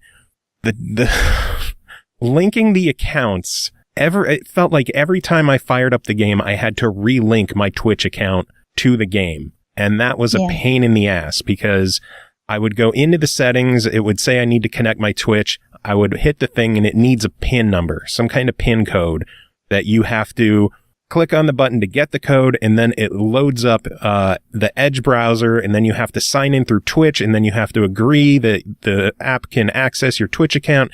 And then it gives you a PIN, and then you have to go back to the game, and then you have to put the PIN in and hope it links up. And then you have to fire up Twitch separately so that you could start broadcasting on there, and you have to hope that Twitch loads up and it doesn't give you any fucking errors. And then once it's all up and running, you get your stream started, and finally, after 15 minutes of fucking around and everything else, you could finally play the game. It was kind of a pain in the ass. It did crash the stream too, because at one point when you had already started the stream up, only to realize that it wasn't connected, and then it crashed it off, so we had to wait for you to... When it opened up the Edge browser, it killed the Twitch stream, so I had to hope that Twitch loaded back up, but it wouldn't. It kept saying, oh, there was an error, please hold the power button for 10 seconds and reboot your console. So I had to go through all of that crap to reboot the console, and I had to fucking sync it up again after it loaded up. The fact that it doesn't remember your Twitch credentials every time you play is a pain in the ass, and they need to do something to address that, because one of the highlights is playing with other people and having your community watching you play and laughing along with you, playing with you, and it is a pain in the ass to get that going. I appreciate what they did, but the simplicity of Jackbox, of everyone just logging into an app, seemed to work better than just typing in the Twitch chat. And even there were a couple of rounds where people would answer in the chat room and it wouldn't register in the game. And we couldn't figure out why it wouldn't do that. We tried a couple of things, from having everyone answer at the same time. People answered early, people answered late, and, sometimes they would register, sometimes they wouldn't, and it made no rhyme or reason to why. Yeah, it was just really random. One of the things that kind of got me was just that there were only the two options, and there was never like any kind of, it was always just one weird extreme or another. Yeah. And then you're sitting there going, well, but what if it's both? Yeah, there were a couple of those. Like, are you fidgety in bed or do you snore? It's like, I'm fucking both of them. Do I have to pick one? Or like the extremes, were you a jock in high school or were you an uber nerd? It's like, what if you were a kind of a popular nerd? That's what I was. So it was very much one extreme or the other. We did run into a bug a few times as well, where the music would just stop while you were playing. And we couldn't figure that out either. The music playing and then just out of nowhere it cuts out. It would come back the next round, but it still just couldn't figure out why it did it. But the game is still goofy fun. For $12, if you have friends that will come over and play this with you, or if you have a decent sized Twitch, Mixer, YouTube community that will sit and watch you play this and play along with you, I think it's definitely worth a try. If you're going to be playing by yourself, it's going to be a harder sell. Yeah. But $12 overall, I give it a try. It's a lot of fun. It's funny. The only other thing I couldn't figure out is why the game is rated M. Yeah, I don't know. None of the questions really seemed that severe. Maybe we're just like, we're desensitized now, Joe. Maybe. Yeah, I got the achievement for playing 10 complete games. I know I played a couple of other partial games just messing around. I couldn't figure out why the game is rated M. Like, even the one question of, like, it mentioned poop. It's like, it didn't say shit. Yeah. It was just poop, and I couldn't figure out why this game has an M rating. Maybe there's just some questions that we didn't run into yet, because there's thousands of questions in the game. So maybe it's just something we didn't run into that got the M rating, because the most risque one I could think of that we ran into was your father having sex. And even that wasn't like, who's your father having sex. It was who was going to walk in on you having sex. Yeah. So, like, even so, it was just like, eh. Yeah. But we're desensitized. We play too many video games. Maybe.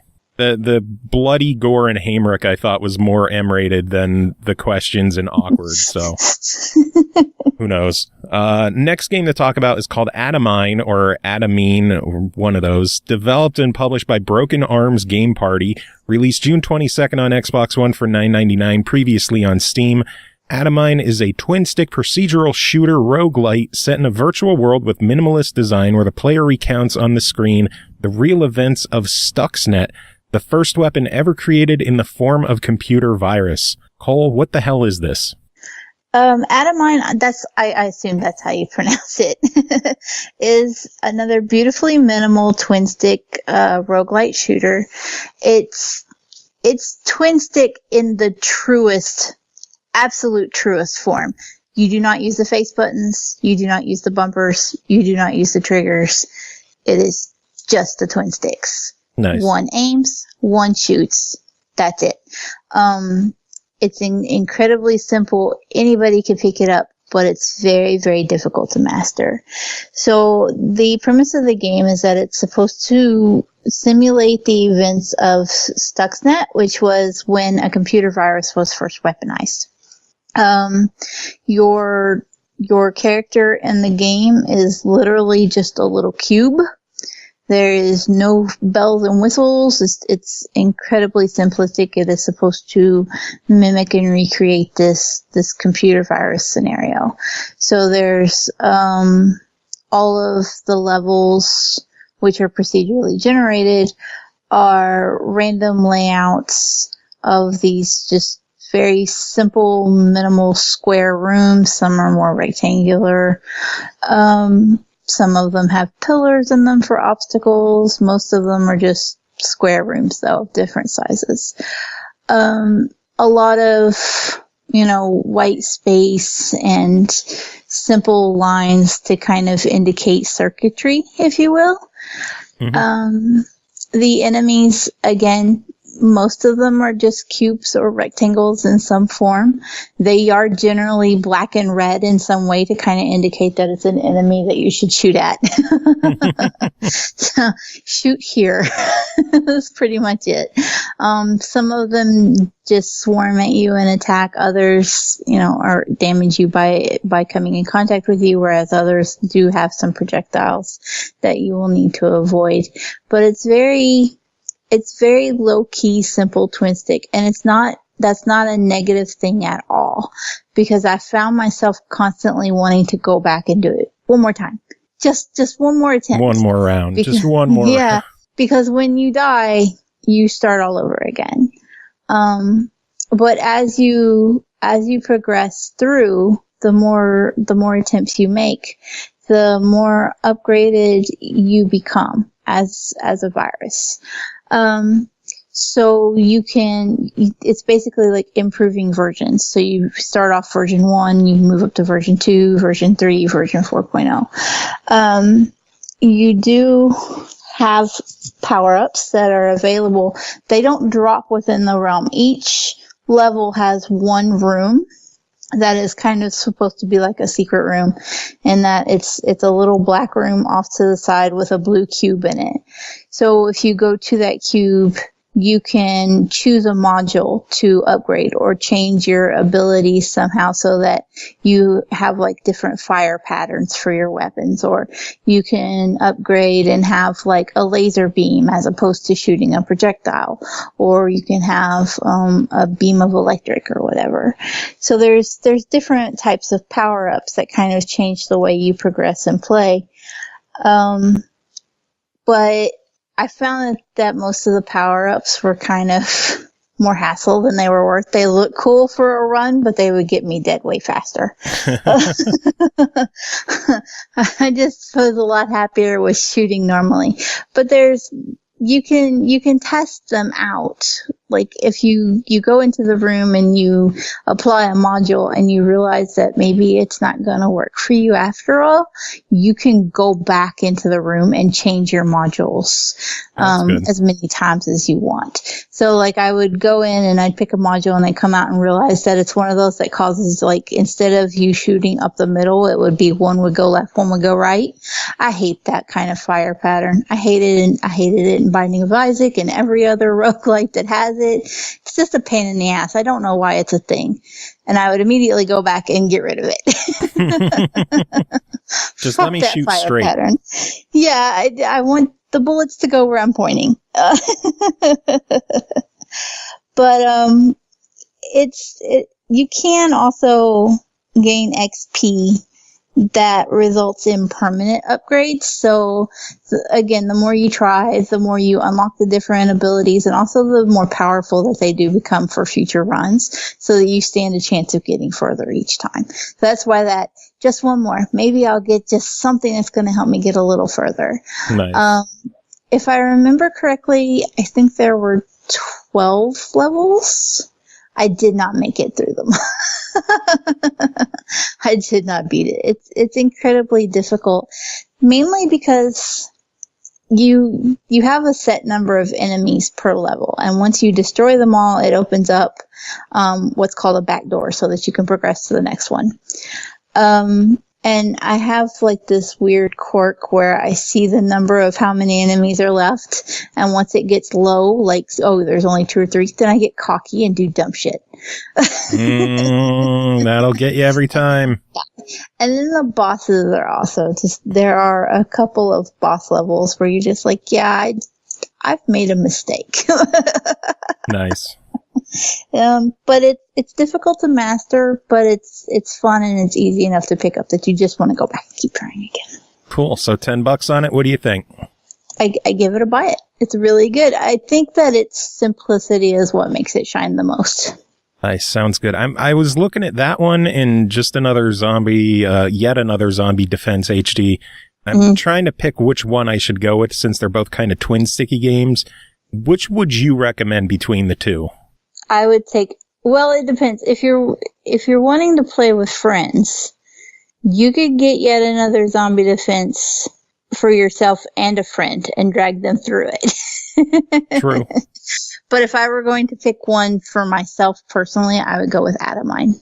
Cool. Sounds good. Final game to talk about tonight is called Pode, developed and published by Henchman and Goon. It released June 21st on the Switch for $24.99. Traveling through the insides of a mysterious and magical mountain, Boulder and Glow, breathe life into an ancient sleeping world and explore the ruins of a lost civilization with their unique talents and abilities. Only by helping each other can these unlikely adventure companions solve the ancient puzzles that open the secret passageways up the caverns of Mount Felheim, or Fjalheim. Why do games have to have such crazy names in them? But it's fantasy. True. Though I think it's based on Norwegian theme, so it might be a real mountain name. But who knows? Anyway, our friend Alan Bish covered this one and wrote in a review, and this is what he's got to say. Pode is a co-op focused puzzle platform game developed and published on Nintendo Switch by Norwegian indie game studio Henchman and Goon. The player controls 2 characters, a fallen star named Glow and a small rock named Boulder. Together they climb a mountain to try and get Glow back into the sky.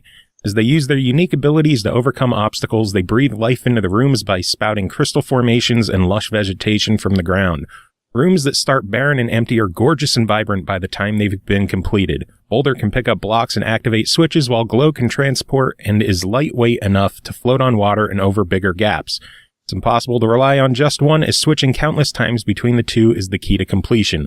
Solo play is possible, but Pode was built for co-op play. There are also collectibles to find, including light particles trapped in stone flowers and ancient runes that tell the story of the mountain are to find themselves in. Soundtrack is provided by Austin Winnery of Journey, Flow, and Banner Saga fame, and it's much different than his usual output. Leaning into the Norwegian themes, his music is very calm and relaxing. He used the phrase introspective and meditative to describe Pode's score, and it's very apt. Could only find a few downsides during my playthrough. Pode suffers from slowdown, choppy visuals, and even frame skipping at times in larger rooms with complex scenery. While never approaching unplayable levels, it was very noticeable in both handheld and dock play. Also, I felt that although this was a great experience, there's simply not enough content here to justify its asking price. I averaged around 6 hours per playthrough, and searching for collectibles didn't add much more time to that. You only gain 2 new abilities during gameplay, and one is at the very end of the game that makes earlier levels considerably easier. All things considered, Pode is one of the most beautiful indie games I've played in a long while. Played through it with my 7-year-old, and although there was a little bit of challenge and some moments of frustration, we both loved the experience, and there are a few eShop titles out there more charming than this. Oh, and there's a dedicated button to make Glow and Boulder hold hands, and you just can't beat that. I'm kind of in love with the sound of this. Hopefully it comes to some other platforms, because it sounds charming as hell. I would play it. Just from listening to the hold hand button. I'm down for that. I love games that have stuff like that. Oh, man. But yeah, that is it for this episode. We wrapped up another long one. It's weird. We did it. We go from long one to really short one to another long one. So yeah, the joys of having interviews, I guess. But one more thanks to everyone at Asymmetric for dropping by and chatting with us, and to Chris Taylor for hanging out with that. Thanks to you for coming on here and keeping me company during these. So do you have any final words to end this? I do not. No. No? Nothing? No. Oh, Jurassic World Evolution got an update with new dinosaurs. It's almost like that happened in the past hour since we talked about the game, and this isn't a whole new day that we recorded. Yep, but I didn't get to include it in my review. So there it is. That's my final words.